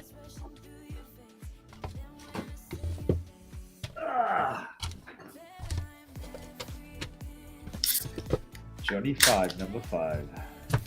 And actually, I mean, considering what we spend 5 minutes max learning this thing, Smock was pretty intuitive with the way that they laid out this menu and being able to adjust the wattage up and down and locking the screen automatically so you wouldn't, you know, randomly change settings.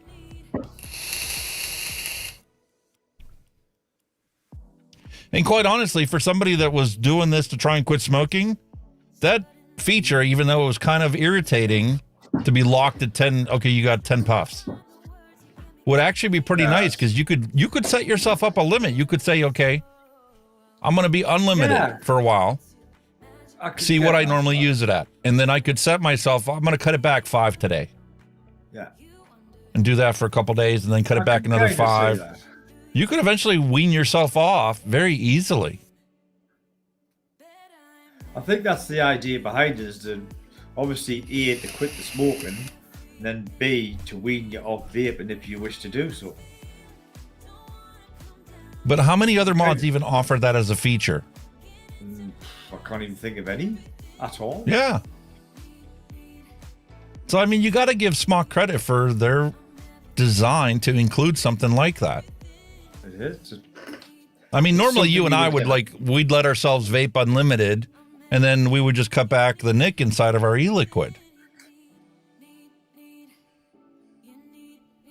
That's true, yeah.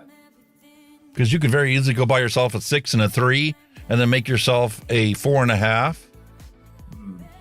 So you just drop from the 6 to a 4.5, and then you would vape that for a while, and then maybe next month you would drop it to a 3. Yeah. Then you could buy some 0 milligram and 3 milligram and make yourself a 1.5 if you wanted. It's giving you that choice, isn't it, to reduce or to quit altogether. Well, like I say, I thought that would be the route to go, reduce your nicotine rather than your puffs. But I suppose if you combine them both, it would work. There's no reason why it couldn't work. Yeah. And it's clever. Actually, now that I got it at 75 watts, this is actually a pretty enjoyable vape. It's clever. It's good thinking behind the basic design. Because like I say, I mean, yeah, I think I'm just wondering if we've reached a plateau with the mods. You know, you've switched it on, you vape it. What mod you fucking want? You know, for mods. You know what I mean? The only thing that they didn't get to, like that printers, we were talking about the label printers, they all switched to Bluetooth, right? Yeah. The Vandy Vape Swell mod has a Bluetooth chip in it. And there was an app that was on Google Play Store and on the Apple App Store that you could control your mod and set up the settings from your phone, from the Bluetooth connection. I've kind of seen that before. I can't remember who. But a lot of them were trying to go that way. And I think that's where you're going to end up. I think there's a lot of it going to be not so much, you know, in the mod. I think you're going to have like apps on phones and things, you know, to do whatever with them. I mean, like in the early days, obviously, like with the Yeehee boards and the DNA boards, obviously they had their software online where you could feck about with it, you know what I mean? Now that's tending to go Bluetooth or Wi-Fi, whichever way you want to go with it, you know what I mean? And Space Turtle 1 just said that you can get the Vandy Vape Swell now for under $30. Wow. It's a great mod. You got 2 of them. But you're going to have to sideload the software on your phone because Google's blocked it. And so is Apple, which I think is retarded. If the goal is to save smokers' lives, why are you blocking the technology solution that is eliminating combustion? Eliminating cigarette smoking. Yeah. They're falling down that road under with fucking YouTube and all the other US fucking bullshit that's going on, isn't it? You know what I mean? The Richmond north of Richmond. There we go. We've once again encompassed ourselves and brought us back to the freaking beginning of this show. I've spilled off my fucking beer down my fucking cup. The Richmond north of Richmond are determining what options we have and what options we're not allowed to have to quit smoking. Exactly. And Google and the big tech giants are playing along with them. Well, I wouldn't be surprised if they were paying them, or they were going to fine them heavily if they did. One or the other. Oh, I'm sure that they have the financial incentives one way or the other. And with the regards to YouTube and their censorship and stuff, it's because they are getting money from the government to promote their health messaging. Oh, without a doubt. We talked about that a couple of weeks ago about how World Health Organization and the governments like the United States are working in collaboration with YouTube to promote health messages, just like they did with COVID. They're doing the same thing now with other health messaging. That's what I mean. Remember, like YouTube had a thing where, like, if you talked about COVID, they fucking banned that as well. So that just goes to show how fucking controlled they are by the fucking almighty and powerful. I wouldn't be surprised on the fact that you and I stated that word twice if we don't get a little message on there, latest health information, follow up with the CDC or whoever. Yeah, wouldn't surprise the slightest. Good my fucking beer. It's nothing but propaganda. It is, man. It's, you know, when you think about it, it must all be controlled by, to some extent, by the government. Hello, Neil Pitts. Welcome to the stream, sir. It's got to be. Do you not think this is why this Elon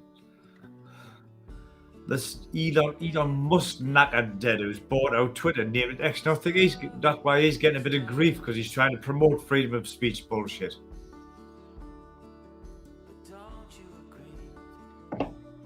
It's a possibility.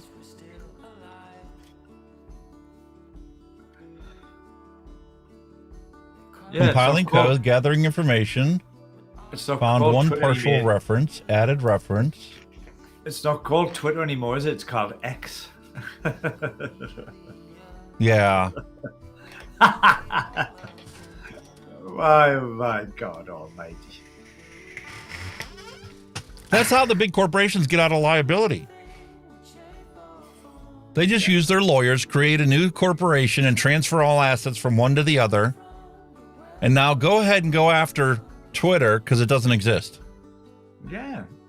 It's like these companies, like they'll run for so many years, then when they hit shit, they declare bankruptcy, and then they'll open up in a totally different company name 1 week later. Yeah. Same thing. Nobody can chase them from debt then, because obviously the company they've had has gone bankrupt, can't pay them, and yet they've set up as another company in a new name. Fucking crazy, man. Big fucking con and loophole.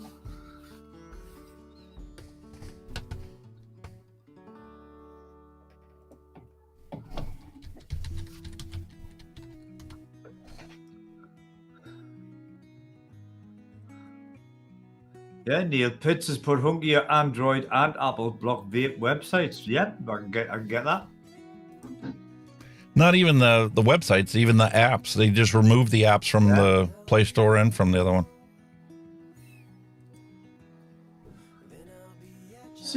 Well, this is a big kerfluffle here. I don't know why the printer is not printing. The code is compiled. The data is there. I need to go to Discord. Yeah, there's another one, Mallory Gates. It's bad when health organizations turn off comments so they can post anything they want without being challenged. Yep. A lot of them do. They turn the comments off so nobody can go, hang on a minute. Wait a second. What you're doing there is wrong, and here's the scientific study that shows that it's wrong, but you're doing it anyway. Exactly. That's like what for the Kylan 3 review. If you look in the description, I specifically put a disclaimer on there. When I did the recording for that, I used 0 milligram juice, which is nothing more than fog liquid. You can dump into any fog machine and it'll work perfectly fine. There's no nicotine in it. There's no THC in it. There's no controlled substances in it. It is nothing but a personal fog machine. All right. I think a few people have done that before in the past, just said there was no nicotine in this liquid when I've reviewed it. Oh my God. YouTube and their censorship.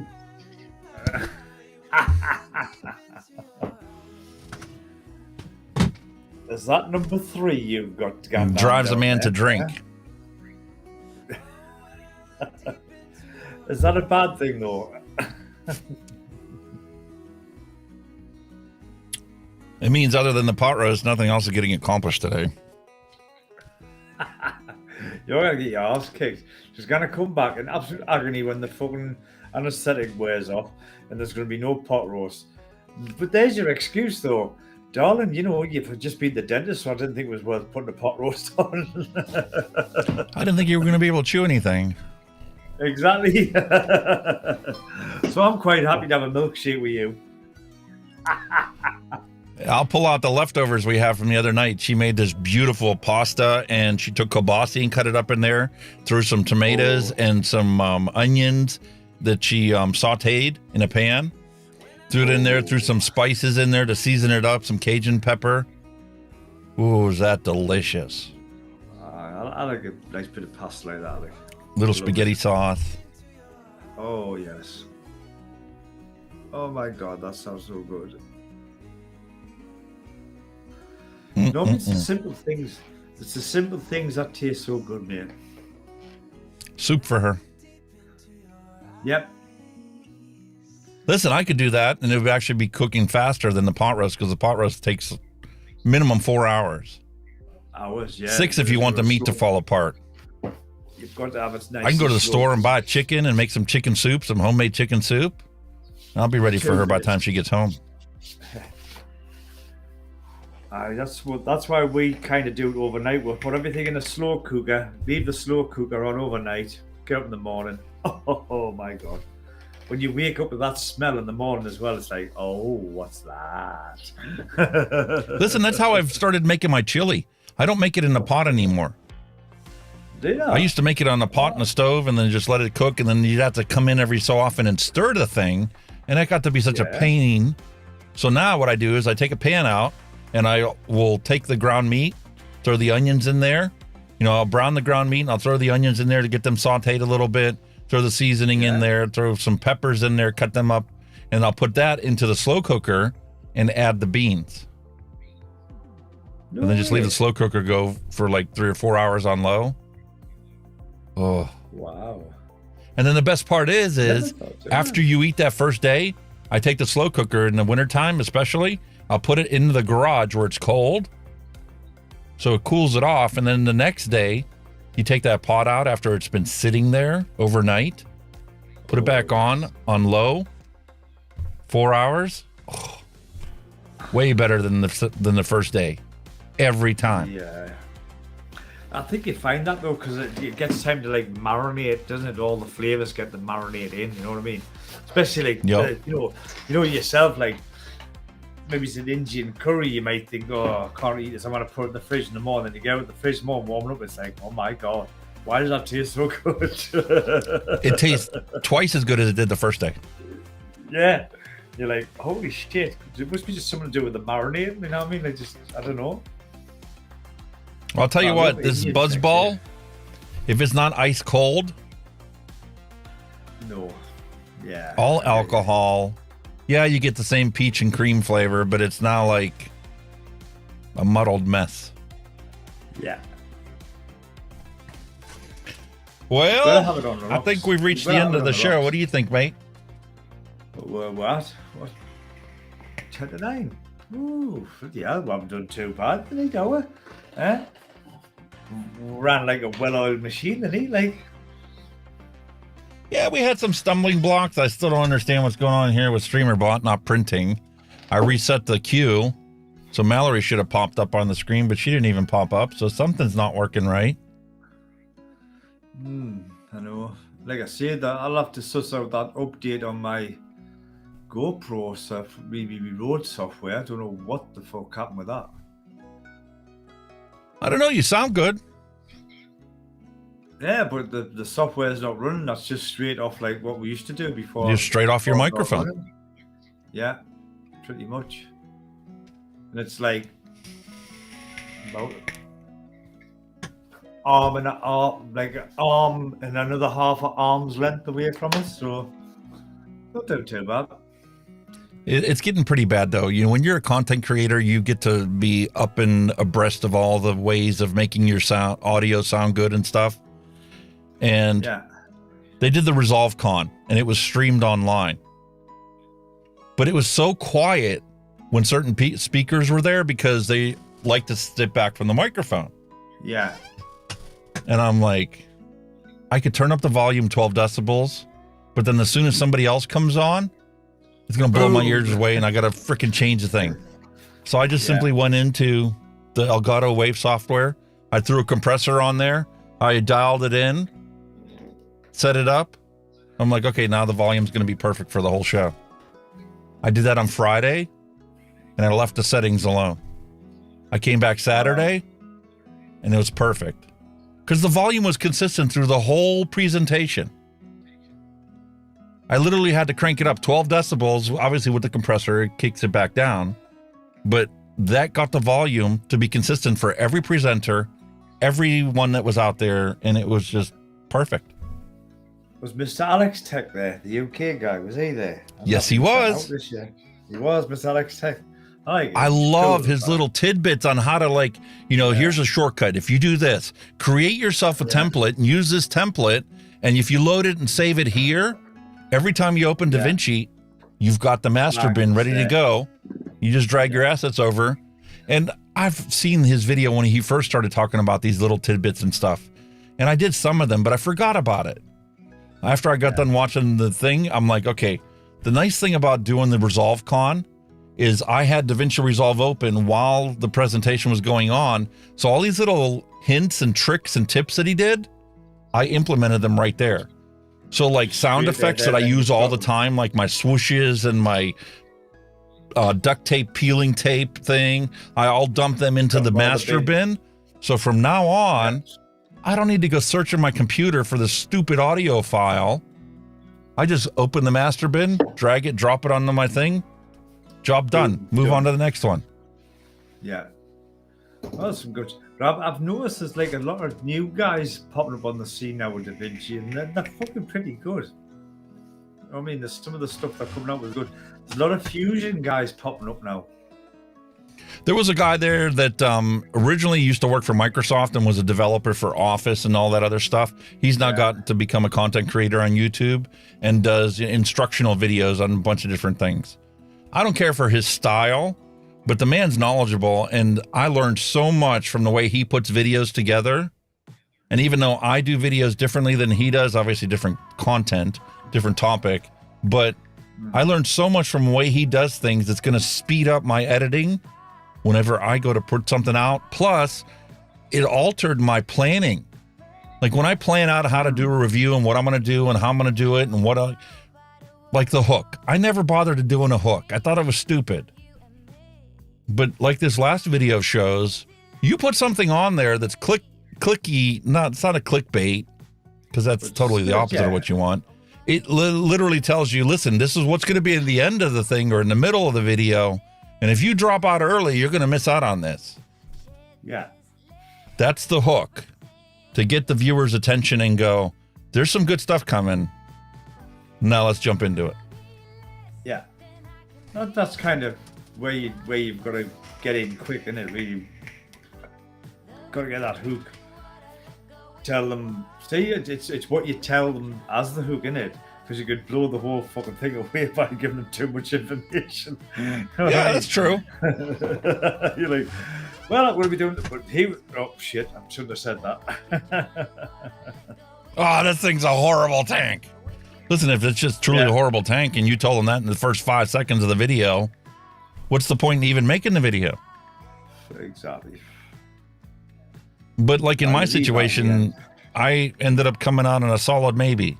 There are some features to this tank that make it the best in the world, but it takes a lot of fucking work to get there. And if you screw up one thing along the way, it's horrible. I guess that is with like some of them that do make you work hard for it. You do. I mean, I'm honestly, you'll find that with that fucking, the name's gone out of my head. That 30 mil you've got, you'll find you'll have to fuck about with that for a while, man. I'm telling you, hand on heart, you will have to fuck around with that. That's why the Arbiter held its place, because I didn't have to piss around with it. I dropped the coils in wherever they landed. It looked right. I locked them in, snipped them off, loaded the cotton, and away I went. And I didn't have to fuss with that coil for a whole month. With that, I don't know, but it's a combination of coil placement and wicking it. Honestly, it can be a bastard. It will leak on you. I guarantee it'll leak on you. I can fucking Vaping Bick, hello and welcome. Appreciate you stopping by. Bick, all right. For those of you that haven't subbed, go click over to his channel and give him a sub, give him a follow. I know how hard it is to get to the first 1,000. I'm still not there, not been here years, mate. So I mean, it doesn't worry me. It is what it is. But I'm just wondering sometimes if you've started the wrong time. You know what? I started probably just after the peak season, so shall we say. And obviously now with all the restrictions and shit coming on, it's kind of fucked everything up over there, hasn't it? You know what else the difference is? The first generation vape reviewers, they had it easy because they legit got on. It was a legit open boxing. The videos were a half hour, 45 minutes long. Nobody knocked them for being 45 minutes long. Today's day and age and today's standard and freaking TikTok and all these 5-second social media platforms have ruined it for everybody. You cannot teach everybody there is to learn about a product in a video. You have to cut stuff out. Because as it is, you know, only 20%, like this video I did is 20 minutes long. Average view time, 6 minutes. Yeah.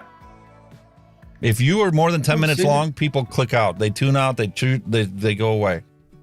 So I've seen people lose interest quick, don't they? That's the thing. And I think that's hence why like the collection, the platforms that come along, the TikTok now just quick in your face.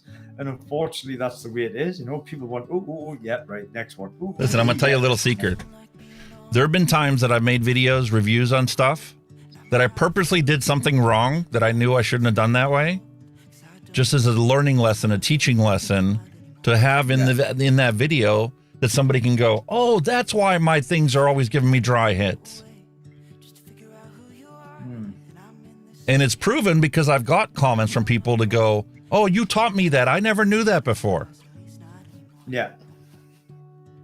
So it's not about, you know, being the best of the best and doing everything perfect every single time. It's about, here's a little bit of information you might not have known, but if you did know, you can make fun of me for it. I don't care. I'm here to entertain you. I'm not here to look like, you know, some perfect vapor. I mean, especially if you find something that another review hasn't found, you know what I mean? Like, hold on, why they're not talking about this or why they're not mentioning it? Because I think, see, with me, the problem I think with these guys that are all getting sent stuff all the time by big companies, they're not going to talk shit about the product, man. Never. Because that will just stop like that. And to me, that they're not honest reviews. There may as well be adverts for them if you ask me out. Because they're marketers. I accept the fact that, you know, I'm marketing these products to people, but I'm also going to give you my honest opinion on it. I'm buying this stuff with my own cash. Yeah. I'm not here to blow sunshine up your ass because it does neither one of us any good. No. I see, you know, I've watched umpteen reviews on products I've thought, yeah, I fancy that. And then when I'm getting the product and looking at reviews, it's been like night and day. Not like you said, mate, this is shit. I mean, the one that hurt me the most, I think, was Vic with his own tank. Was it the Efro or whatever made the thing? EH Pro. EH Pro, yeah. Yeah. I hated that thing. I've wicked it half a dozen different times, different ways. Then I put it aside, came back to it 6 months later, tried another different, you know, dozen different ways to try and get the coil set, get the cotton the right density. Just don't like it. I think there is a way to go to work, and when it does work, it is good. But it's the fucking work you've got to do. I think if he made it more user friendly instead of the stupid fucking bore thing that you just kind of took in, if he had it, maybe you had some wells where you actually and the forced dam method. I hate it when they force you to use a dam method. Any other method to put the wicking in, you're fucked. It's either going to leak or it's going to give you dry hits. Yeah. You know, fortunately, the Kylan 3, I mean, the wicking's perfect on there. It drinks the juice. You've got to remember, but your coil placement is a big freaking difference. Yeah, but you've got to remember, not only, but, you know, you can see, the dam method. Some, you know, somebody's relatively new going, what the fuck's the dam method? You know, they don't know. And for somebody that loves airflow like I do, you put 2.8 millimeter coils in here, and the flavor's even better. And the airflow is where I like it to be. 3 millimeter coils, beautiful flavor, but you got to have them placed exactly right. 1 millimeter too high, and then you get this spongy airflow where it's like you're pulling it out and it's got to catch up to it because the coil is so close to that honeycomb airflow. You're literally limiting how much airflow you can get out of that tank. That's it. Like, I mean, as soon as I looked at that 7 mil, I went, I did cut the 7 mil and I put it in. I went, that's too high. I didn't even fasten it down. I went, that's too high. As soon as I looked at it, that is too high because it was coming above the fucking airflows. You know, it was coming above it. I was like, nah, that's not gonna work. That's why. No, when you put it at 6 millimeters, that top airflow is right at the top of the coil, and you get extra airflow. Yes, it does thin it a little bit, but you get the most amount of airflow out of it. And it's even better, like I said, when you put 2.8 millimeter coils in instead of 3. Take the 3s and twist it down to a 2.8 millimeter drill bit. Yeah. And you put that in there, 0.2, 0.2, 0.2, 0.2. That's extra space between that honeycomb and your coil. Yeah. Loads more airflow and even better flavor. Yeah. That tells me they should have made the coil a little bit wider and a little bit taller. Yeah, the deck. A bit wider. And then 3 millimeter coils would have been bang perfect every time, and you would have had a little more play in what height you actually put it in. Again, you know, like if you DIY wrap a coil, you know, you're not guaranteed to get exactly 3 milli anyway. You could have 3.1 millimeter, 3.2 millimeter, because the wire springs. It springs one way or the other. So you're not guaranteed to have that exact fucking diameter anyway. Exactly. So if your coil is like, if your coil is 3.2, it's gonna make a hell of it. And that 0.2 of a millimeter doesn't sound a lot. But yeah, but alongside 2 coils, that is 0.8 millimeters. That's an extra millimeter that's cut down on your airflow ability. Exactly. So it does add up. It might seem small, and now it's like I say, when you combine it, boom. I mean, it's like Vape and Bix just said that. It's still an impressive RTA, but we're not knocking that. It's fucking brilliant. Not at all. Sometimes. But as the industry has gotten to the point where everything is fantastic, our expectations have also moved up. And now for the standard for perfection isn't what it used to be. No. We're expecting true perfection out of it, and we're expecting leniency in inexperienced builders slapping a set of coils in and then scratching their heads going, why everybody says it's good and I can't get any flavor out of it. The bar has been set high now. It's as simple as that. The bar is way up there. And when you don't hit that bar, you're like, well, this is shit. You know what I mean? And for those of us who've been doing this for a couple of years now, it's like, we've had the shitty ones, we've had the really good ones, and it's like, you're up there, but you're not the best of the best. I can give you 3 tanks right away that are going to be easier to wick for the first time user and give you just as good of a flavor and just as good of an experience. Easy, yeah. And that's why those are the tanks that are on the picture for the icon for my review of that product. Because every single one of those tanks that are on there, including the Geek Vape Zeus tank, can give you a better experience and an easier wicking time and an easier coil placement time, even though the flavor is going to be a little more subdued. That's the lowest one on my list. I mean, you can see building, you know, it's what whoever's producing that component, what market they're aiming for. Are they aiming for advanced vapors, or they're aiming for intermediate, or the, you know, you need a one that's going to cover everything, and I think some of them don't do that. So a lot of them are going to more the advanced, where you need coil positioning, wicking, you know. I think yeah, but we can't have people putting tanks out like the Profile. No. The Profile was put out there for advanced users. It was a mesh thing. But you literally had to be very meticulous about how much cotton you put in there and how perfectly round your mesh was. And if you did everything 100% correctly, you got an amazing wet, super saturated vape beyond anything you've ever experienced. But if you did one thing wrong, it was shit and you got dry hits. And that's why people hated mesh. Turned upside down. Yeah. I think that's what put me off it. Like I say, when I started doing it, I was 50-50. Sometimes it would be, oh, amazing. And next time, you're like, nah, that's disgusting. I think that's what just put it up. I found it too much. It's like you said, too much work to get what you wanted. Instead of just simple, get it going, and away you go. It was just too much fucking around to get where you want. Why you got to fanny around to try and get something that you should be able to just throw together really easily? This is it. In this day and age, anyway, no doubt. You know what I mean? Oh yeah. And you wonder why there's some people that refuse to go to rebuildables and then only want to use a stock coil tank. When the coil goes bad, I pull it out, pop a new one in, fill it up with liquid, come back 5 minutes later, and it's ready to vape for another week. Exactly. It's like everything. Everything's got a place in the market. Isn't it? The sub-homes are for the people, that want the easy life. Yeah, the building's probably for the more advanced people who, want to fuck about. Oh, I love fucking around and trying to figure shit out, but it gets to the point where I'm like, if I spend $50 on something, I don't want to fuck around my first time.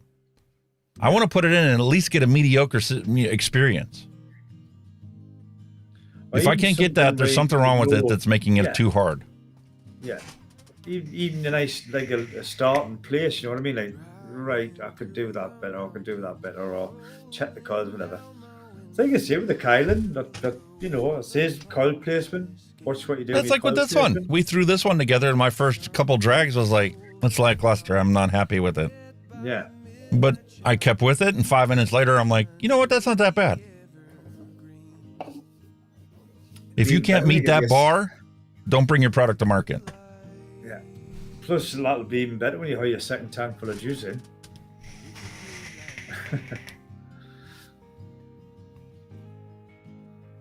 Like I said, the tanks them days you did have a break in period, as simple as that. That's the way it works. But you don't need it. You don't need to have that break-in period. The technology's out there, the wicking and the cotton material that's available nowadays, especially with organic cotton. There's no need for break-in. There's no need for off taste or off flavors. Well, that's kind of being proven with the disposable market, isn't it? You pick up a disposable, you open it up and bang, it's there straight away, and there's nothing, flavor, everything. It's there. Yeah, like this iPlay. It's just there. It's sat here this whole week. I haven't touched it but once. Here's a bellow, the bellow disposable. I did this one how many months ago? It's just been sitting here. Wow. A beautiful Andes chocolate mint. A little more cooling than I would prefer, but it is what it is. And it's consistent every single time. That's what I mean, yeah. Absolutely bang on every time. That's what you want. Perfect. All right, ladies and gentlemen, that's going to wrap it up for today. I appreciate you guys coming out and hanging out with us for another wonderful episode of Mixin' and Chillin'. Yes, as always. Peace, love, and a hunky vape. It's my wish to you. As always, boys and girls in chat, thank you very kindly for joining us. You know you make this show. Again, thanks to Alex for having me here. Again, Alex just put the review for the Kylan 3. Get over there, check it out.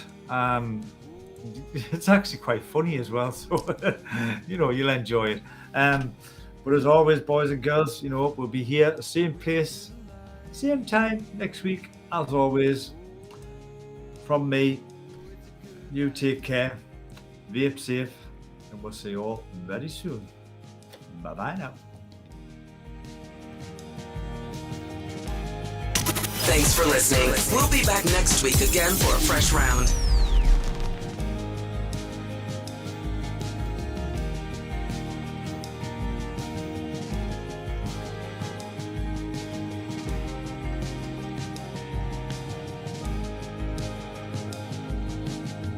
Driving through the mountains, rolling down my windows, feel the warmth upon my skin. I was falling through the air. No one but myself to hold my shadows of where we have been. Sleeping with your back facing me. I know, this isn't us. Baby, pull me closer, let's fall in love. Oh, I can feel my body move to every move you make. And I can feel the tension every time we're close. I know whatever happens, I will have you next to me. 'Cause tonight we have it all. 'Cause we're dancing as one. 'Cause we're dancing as one. 'Cause we're dancing as one. 'Cause we're dancing as one. We've been in two places all at once. Wish that what we said would come undone. Feels like our minds have been turned off.